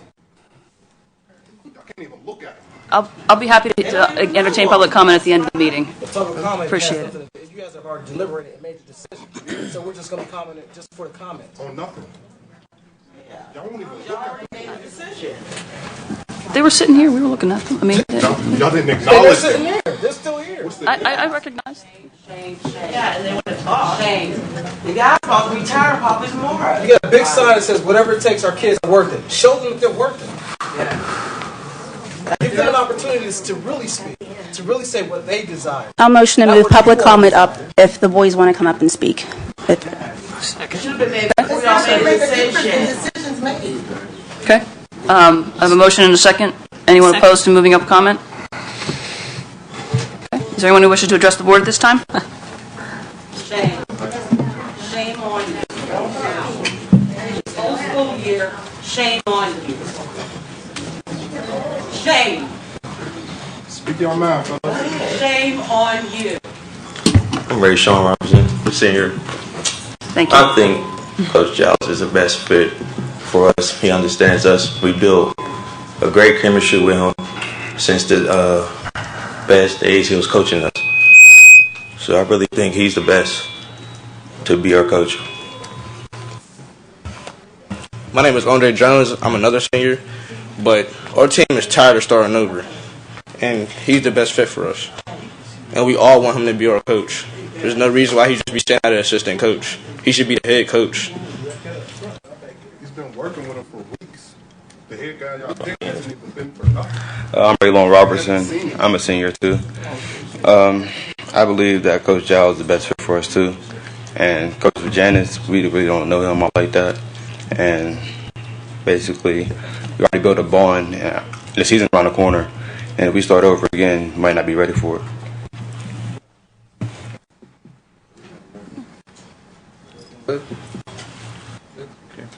Thank you, gentlemen. Thank you, gentlemen. Speak to him. I'm Jawad Denora, another senior, and I'm saying, if we don't get Coach Giles, I'm done hooping. Still open for comments, right? My name is Shanier Pinckney. I run the youth program for Woodland Hills School District. Most of these boys I know firsthand. I know Coach Giles. I don't know Coach Virginik. I know some people are backing him. My son's a freshman. My daughter Peyton, she's over here. She's a junior. She has multiple D1 offers.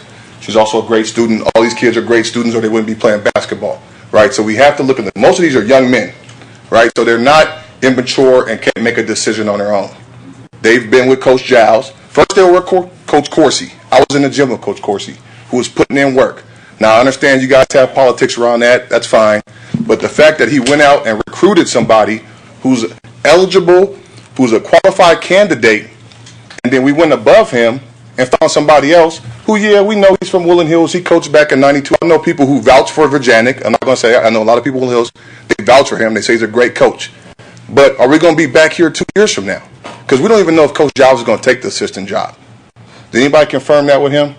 Or is that to appease him? That's an assumption. Right. So then we go back 2 years from now. My son, who's a freshman, he's going to be a junior. We're going to be back here again 2 years from now. You guys picking somebody else. It may be Coach Giles 2 years from now, but it may be not. But building a program. Like I said, I run a youth program. I run 4th through 8th, girls and boys. Coach Vaughn's doing a great job with the girls. He comes and he works out with the youth program. Coach Giles, same way. I have a rapport with him. Like I said, he coached my daughter during the summer, so I know he's qualified. He's not soft. He pushes my daughter to the limit, and he's been pushing these boys to the limit. He's been there not getting paid, volunteering his time, free time. He didn't even care about the money. I talked to him outside about being an assistant coach. He said it's not about the money. I said it doesn't pay that much. He didn't care about the money. It's all about these boys. Their senior year, building a program. You guys talk about, now my biggest thing is, who did you guys talk to when it comes to basketball? Because most of these people coming here back in Virginia, they're not at the high school games. They're not there. They're not there. The parents are there. Right. The parents, the gym's empty. When they're winning, there's a few people show up, but mostly these boys are there. They support every single program. They're at all the volleyball games. They're at all the football games. They're there. I just want y'all to take their opinion in mind, because it sucks that they'll be playing their senior year for a dude that they don't even know, that don't even want to play for. That's all. Thank you. Thank you. Thank you. Yes. I'm Alondra Robertson. I'm Raylon and Rayshawn's mom. Excuse me.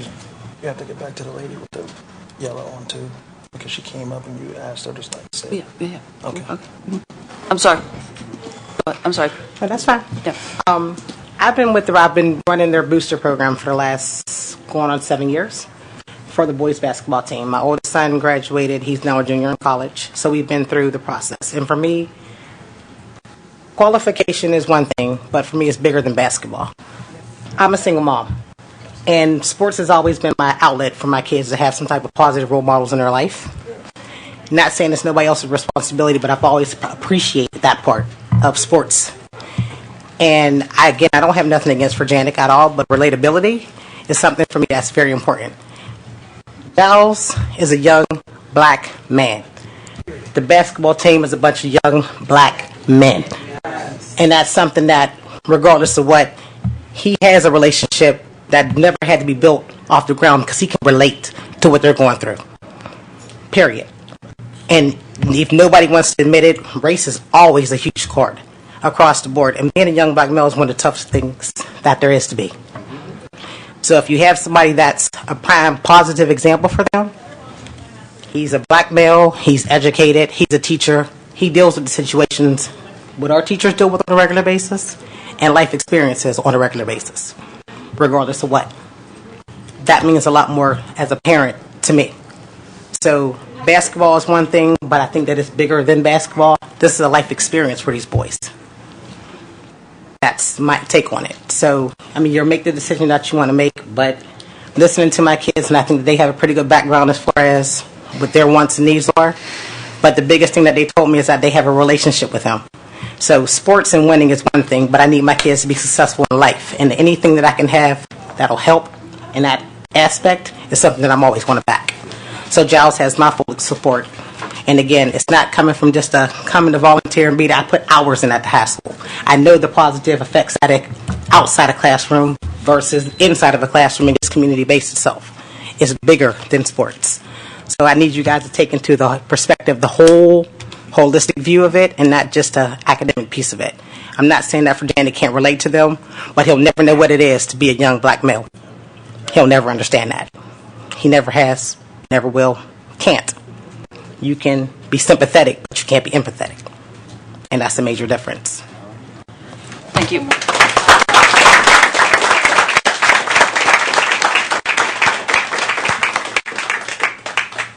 Any other comments, or are we closing? All right, I'm Coach Giles. I want to thank the boys. I want to thank the parents. I did agree to be the assistant just so I can help these kids. It's not about the money. It's not about, like I said, it's not about what I feel is right or wrong. It's about, like, those kids over there who supported me, and they don't even know me. So obviously this is a difficult decision, and like, fellas, your voice matters to me. I appreciate y'all.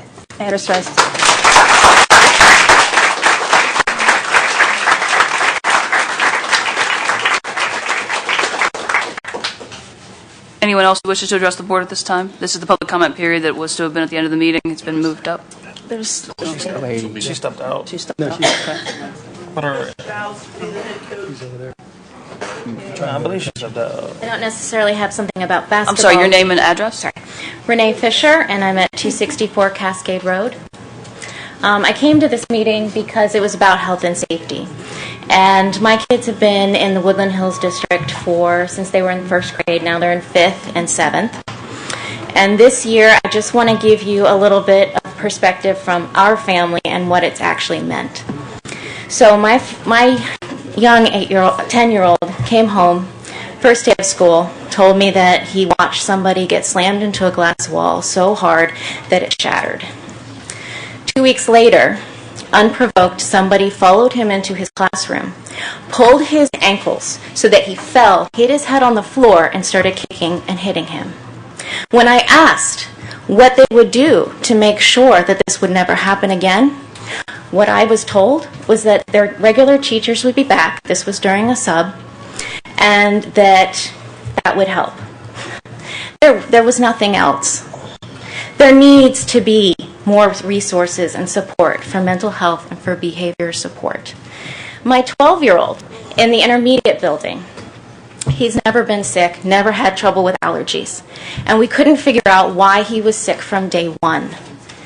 When I went for open house, I realized why. There's so much mold in that building. It is environmentally unhealthy. He now has to take 2 allergy medicines day and night just to make it through. So I wanted to come here and find out what you're going to do to help me say that I'm giving my kids an education and sending them out somewhere where they can be healthy and safe. Because right now, I can't say that. Thank you.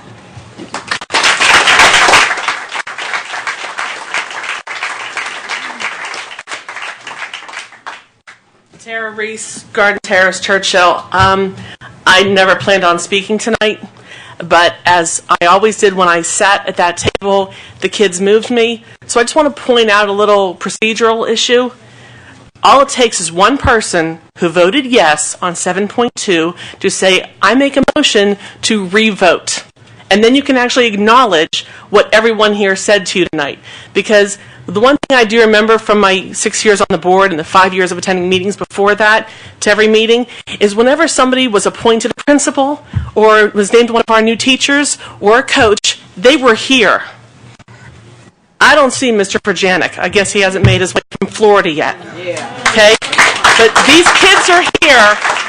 The parents are here. And all it takes is one vote. One brave soul to say, you know what? I goofed. Let's redo this.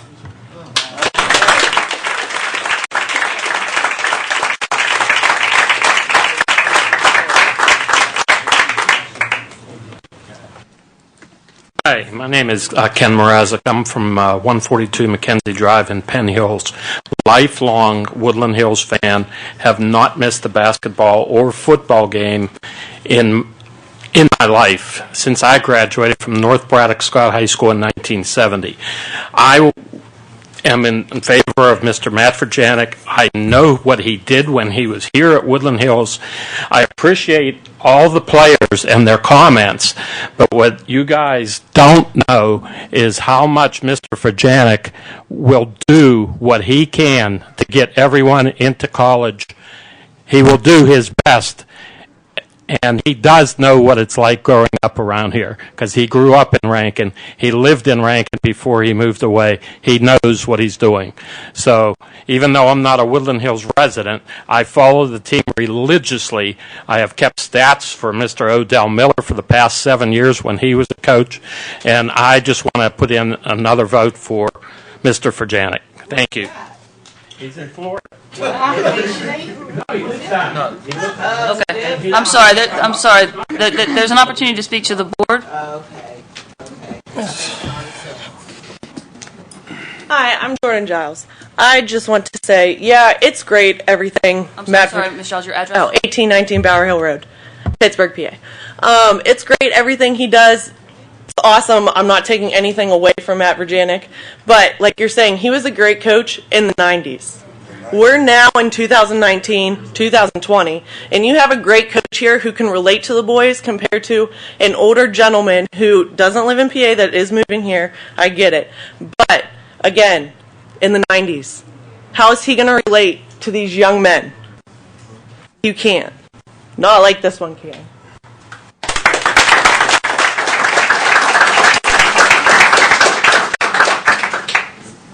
Anyone else who wishes to address the board?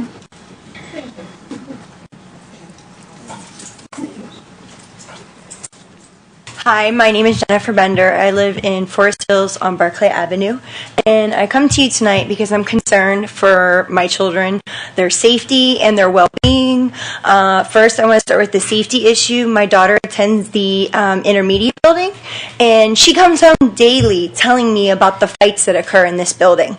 And some of them are serious, like kids getting their heads busted open and them calling the paramedics.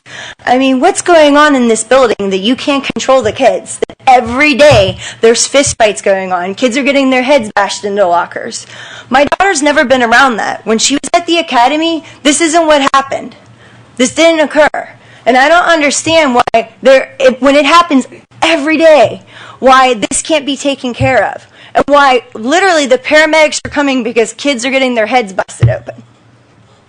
You need to stop and you need to think about safety. Safety. How can we even think about teaching our kids when we were calling the paramedics? And then on top of that, let's talk about the building's, the actual structure of the building. I totally agree with what the woman said about mold. My daughter suffers from allergies, and every day, despite the fact that I give her medicine, her teacher brings her Kleenexes and antibacterial sanitizer to her desk because the poor girl is like just a mess. And then yesterday she comes home and she says to me, "Hey, do you have any like bug spray?" Random question. Why? Why do you need bug spray? Well, we have some cockroaches and I just thought if I could bring some bug spray in. What? You need me to give you bug spray? There's cockroaches in your classroom? I'm floored. I'm floored. I thought we were saving money. I thought our schools would be in better shape, at least the ones that were still open. So I need answers. Because if you're going to be shutting down buildings and cutting staff, you should at least have money to be able to control the kids that you still have, be able to provide them with a safe environment, and be able to provide them buildings that are clean and safe for them. So please, please, please stop and take a look at your buildings tomorrow. Get in there, see what's going on, and fix them.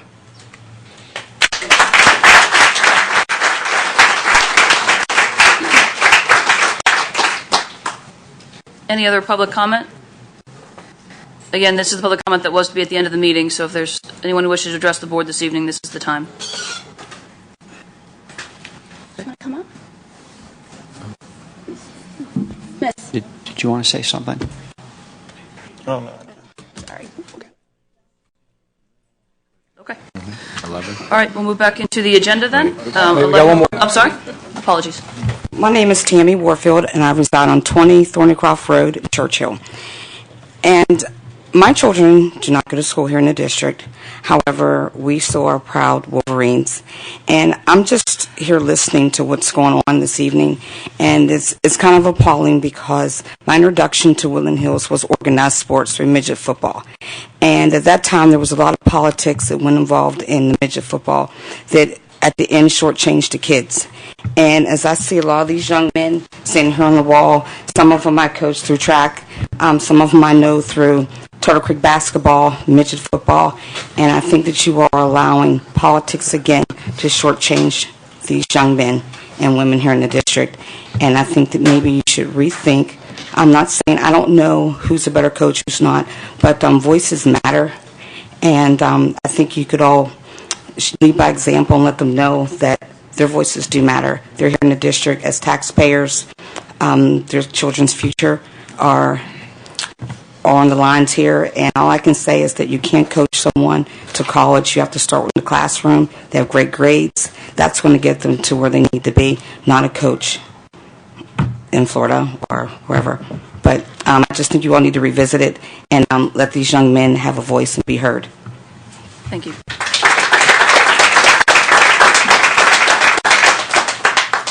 Any further comment?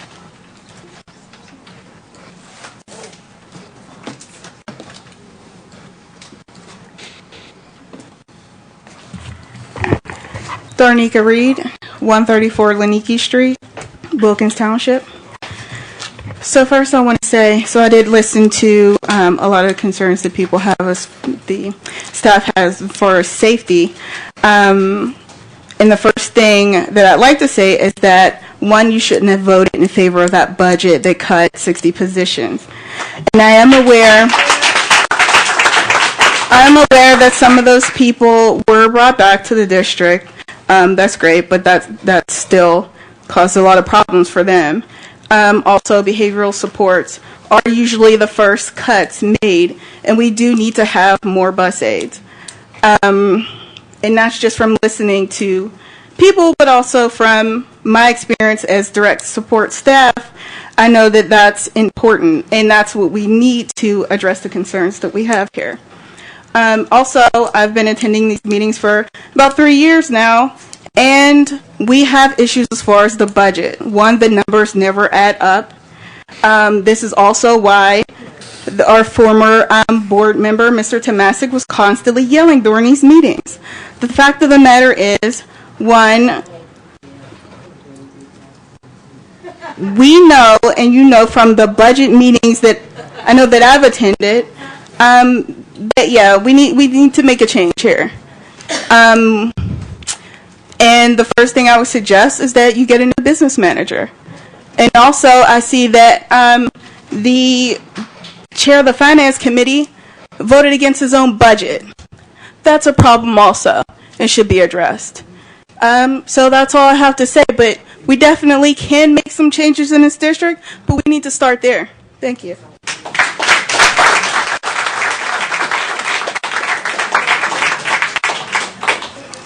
Anyone else who wishes to address the board? Okay. 11. Section 11. Buildings and Grounds 11.1, we seek approval for payment of $10,310 to AGX Environmental Consultants for bulk samples collected at Woodland Hills High School from Capital Projects Fund 39. Is there a motion? So moved. Second. Moved by Mr. Hanchett, second by Ms. Lawson. Any questions or discussion? Jamie, did we 8-1? I do 8-1. Yeah, we didn't vote on 8-7. We started talking about it, we got interrupted. Let's do it like one since we Yeah, have. 8-1 was voted on. There's a motion on the floor. Oh, we did? 8-1 was voted. 8-1 was voted on, yeah. 8-1 was voted. We're in the right place. Okay, all right. Can I motion to go to executive for 5 minutes, please? Sure. We're going to step into executive session. Sorry, why are we going into executive session? Yeah.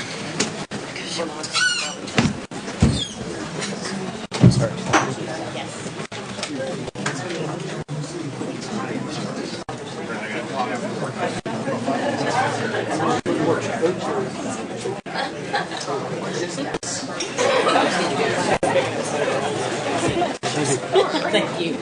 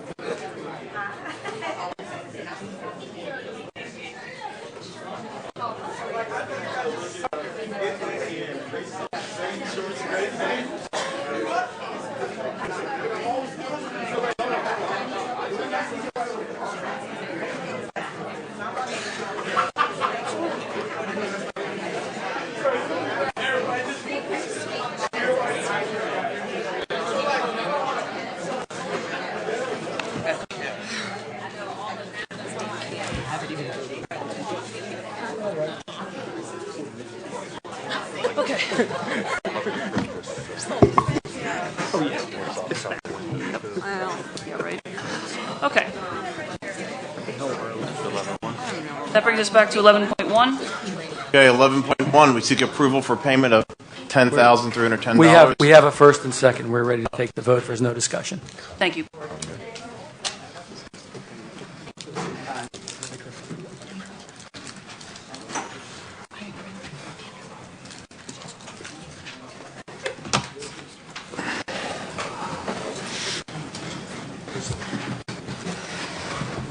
Mr. Gigliotti, I don't have the TV, so I can't tell the outcome. If you can announce, please.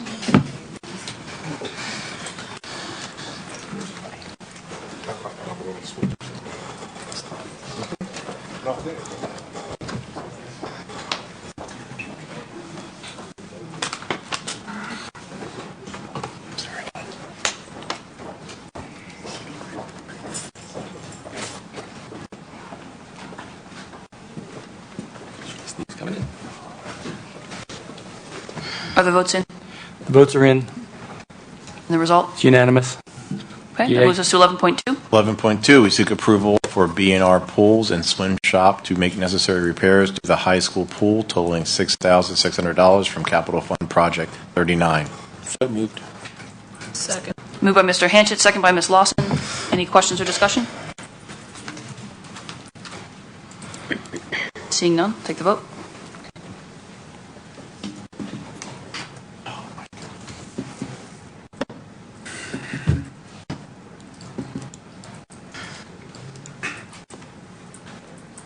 Motion carries unanimously. That moves us to 11.3. 11.3, we seek approval of amendment number 5, credit of $160,974 to the Guaranteed Energy Savings Agreement with Reynolds Energy Services.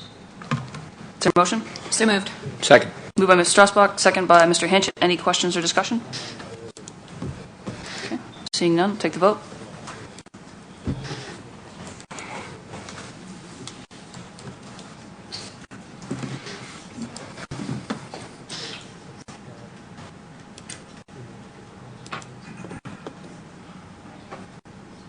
Motion carries unanimously. That moves us to 11.4. 11.4, we seek approval of PCO number 23 for Pitt Electric totaling $21,016.53 from Capital Project Fund 39. So moved. Second. Moved by Mr. Hanchett, second by Ms. Strasbach. Any questions or discussion? Seeing none, take the vote.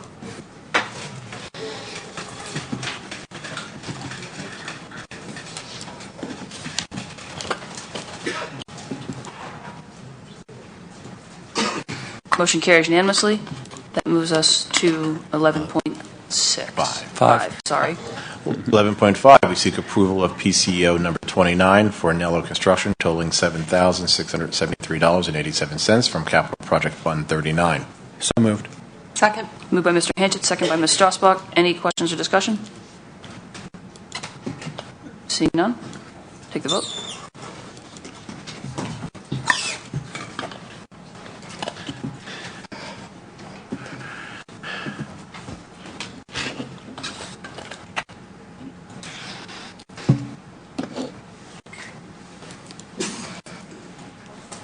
Motion carries unanimously.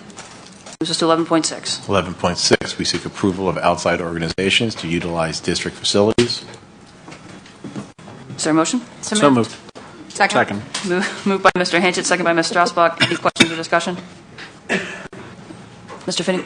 Yes, I need to make a little change for the Swissville Braddock midget football. It's on the list for November 3rd. I need to change it to November 10th, and the time will be 8 a.m. to 5 p.m. Okay. Is that amenable? Are you amenable to a friendly amendment? Yes. Okay. Thank you. All right. Any further questions or discussion? Okay. Seeing none, take the vote.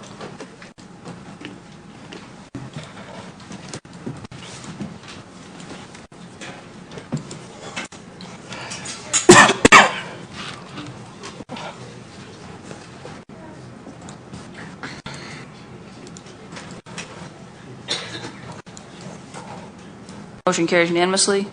Moves us to 11.7. 11.7, we seek approval to replace School District's 2006 Ford F-350 truck bed due to rust at a cost of $7,606. So moved. Second. Moved by Mr. Hanchett, second by Ms. Strasbach. Any questions or discussion? Okay. Seeing none, take the vote.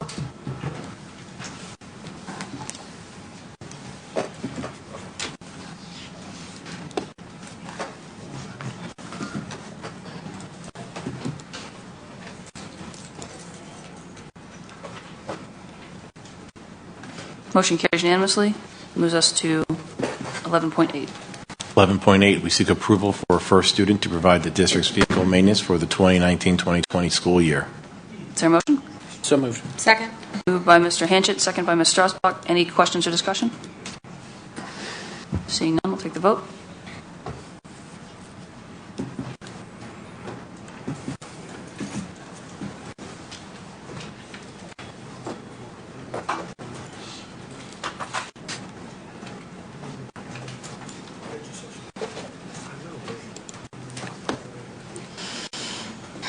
Motion carries.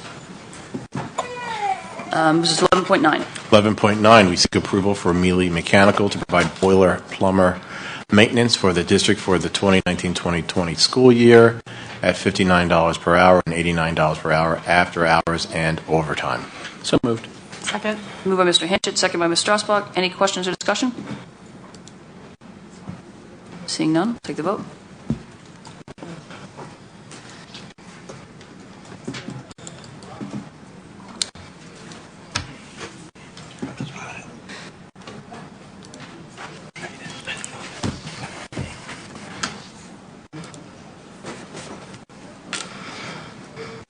Oops, wait a minute. You wouldn't let me change it. Yeah. You wouldn't let me change it. You okay with that? No. Yeah, okay, wait. Hold on, let me see if I can get it. Let's do it again. We had a wrong vote, so if we can take that vote again, please. You hit the wrong button. My fault.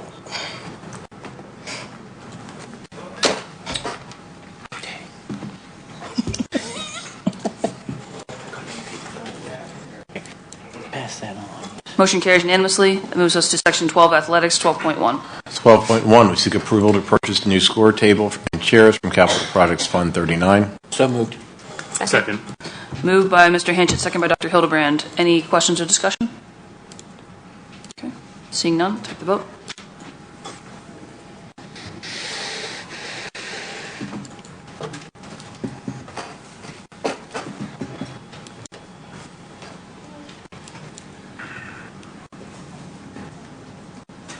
Motion carries unanimously. Moves us to 12.2. 12.2, we seek permission for the boys varsity basketball team to participate in the Chapmanville Holiday Tournament located in Chapmanville, West Virginia on December 27th through the 28th, 2019. So moved. Second. Moved by Mr. Hanchett, second by Ms. Strasbach. Any questions or discussion? Seeing none, take the vote.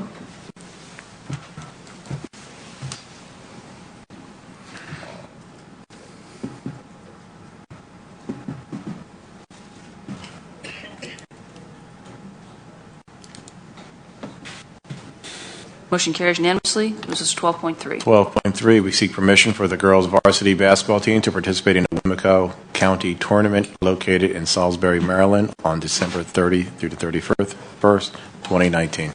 So moved. Second. Moved by Mr. Hanchett, second by Ms. Strasbach. Any questions or discussion? Seeing none, take the vote.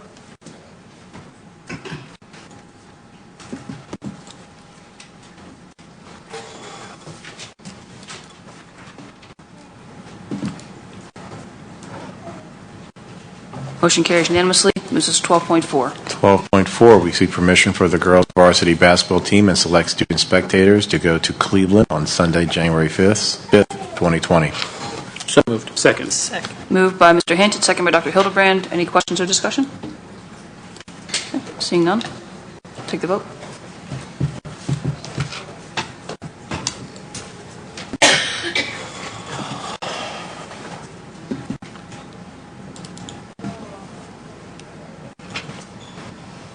Motion carries unanimously. Moves us to Section 14, School Finance. School Finance 14.1, we seek ratification of the bill list for invoices paid after the September 18th, 2019 legislative meeting. So moved. Second. Moved by Mr. Hanchett, second by Dr. Hildebrand. Any questions or discussion? Seeing none, take the vote.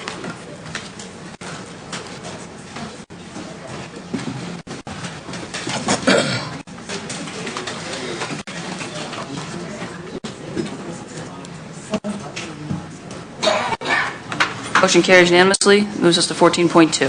14.2, we seek approval of the October 2019 bill list. So moved. Second. Moved by Mr. Hanchett, second by Dr. Hildebrand. Any questions or discussion? Okay, seeing none, take the vote.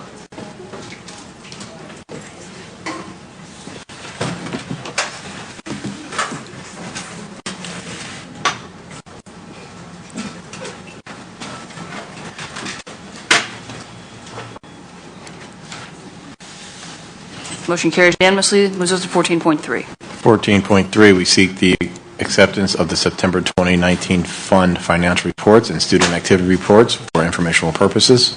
So moved. Second. Moved by Mr. Hanchett, second by Ms. Curry. Any questions or discussion?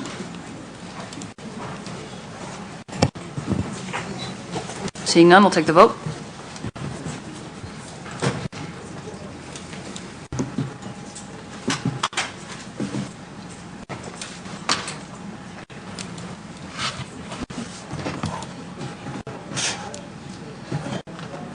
Motion carries unanimously. Moves us to 14.4. 14.4, we seek approval of the investment reports for September 2019. So moved. Second. Moved by Dr. Hildebrand, second by Ms. Strasbach. Any questions or discussion?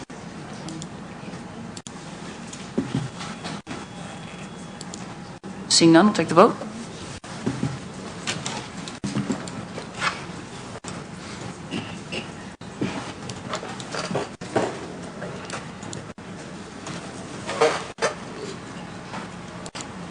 Motion carries unanimously. Moves us to 14.5. 14.5, we seek approval of the budgetary transfers for October 2019. So moved. Second. Moved by Mr. Hanchett, second by Dr. Hildebrand. Any questions or discussion? Seeing none, take the vote.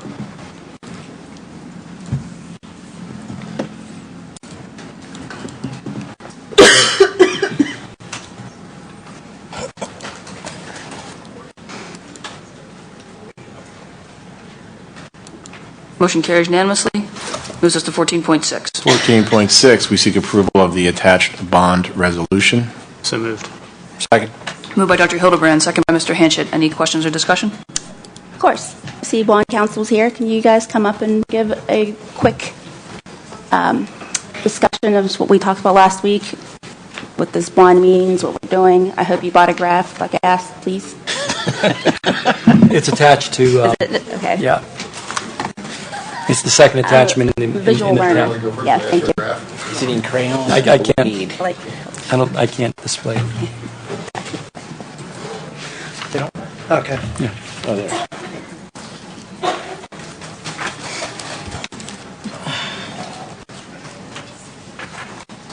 Thank you.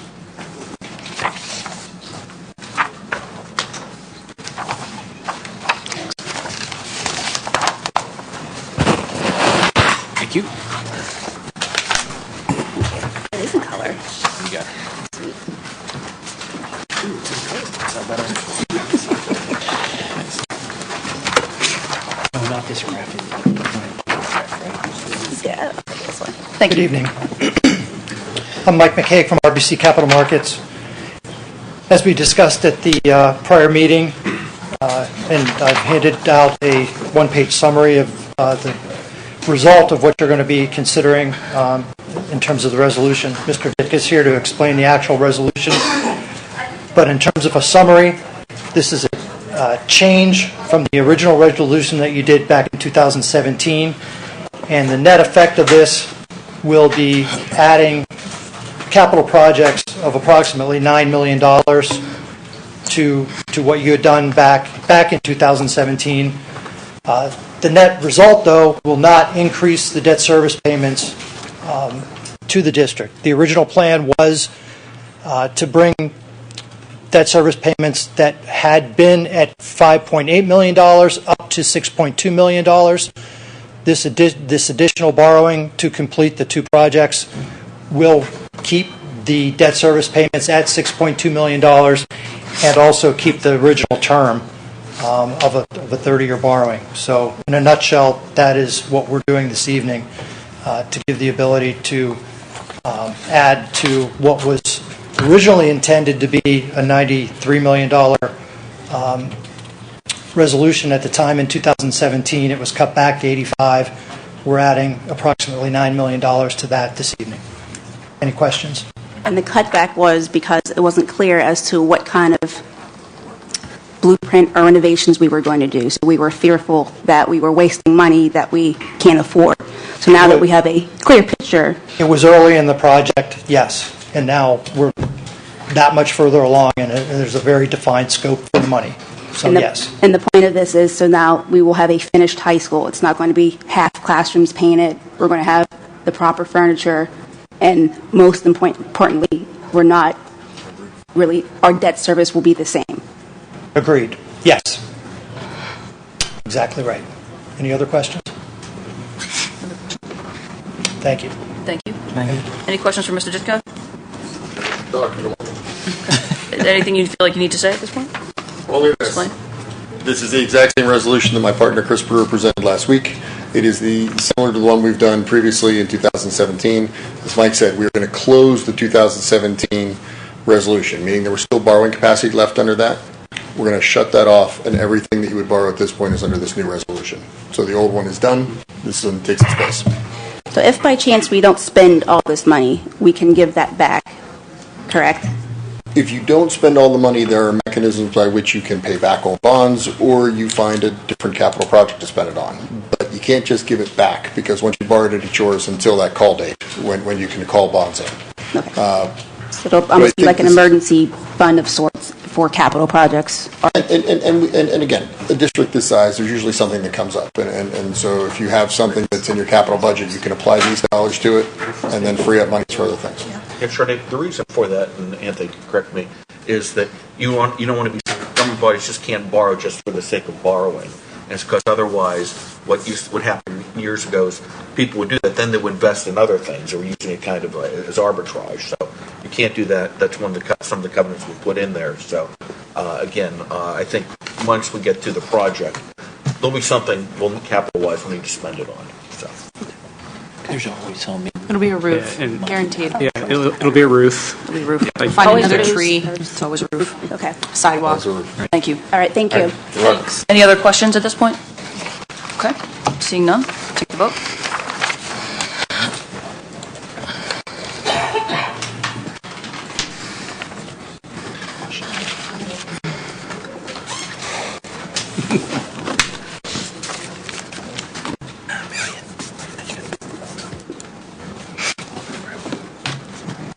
Motion carries unanimously. Moves us to section 15, 15.1. 15.1, we seek permission to take from the table action item 15.2 from the August 21, 2019 legislative meeting that states, we seek permission to establish a student activity at the Woodland Hills High School named 12 Deep.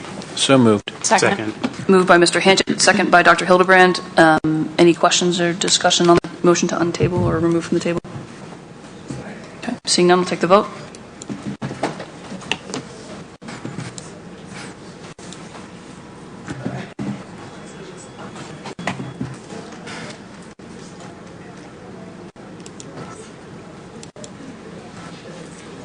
Motion carries unanimously. 15.2. 15.2, we seek permission to establish a student activity at the high school named 12 Deep. Is there a motion?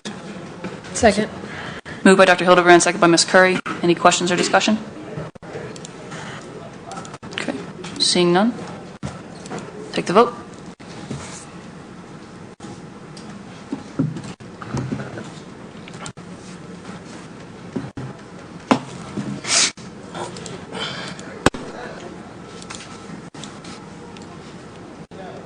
Motion carries unanimously.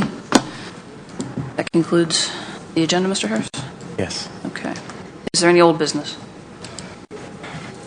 Okay. There are committee reports attached to the agenda for review. In the interest of time, I'll ask the board to indulge in not reading those this evening. Agreed. Okay. Is there any new business? Okay. We've already done public comment. Is there a motion to adjourn? So moved. All in favor? Aye. Thank you all. See you next month.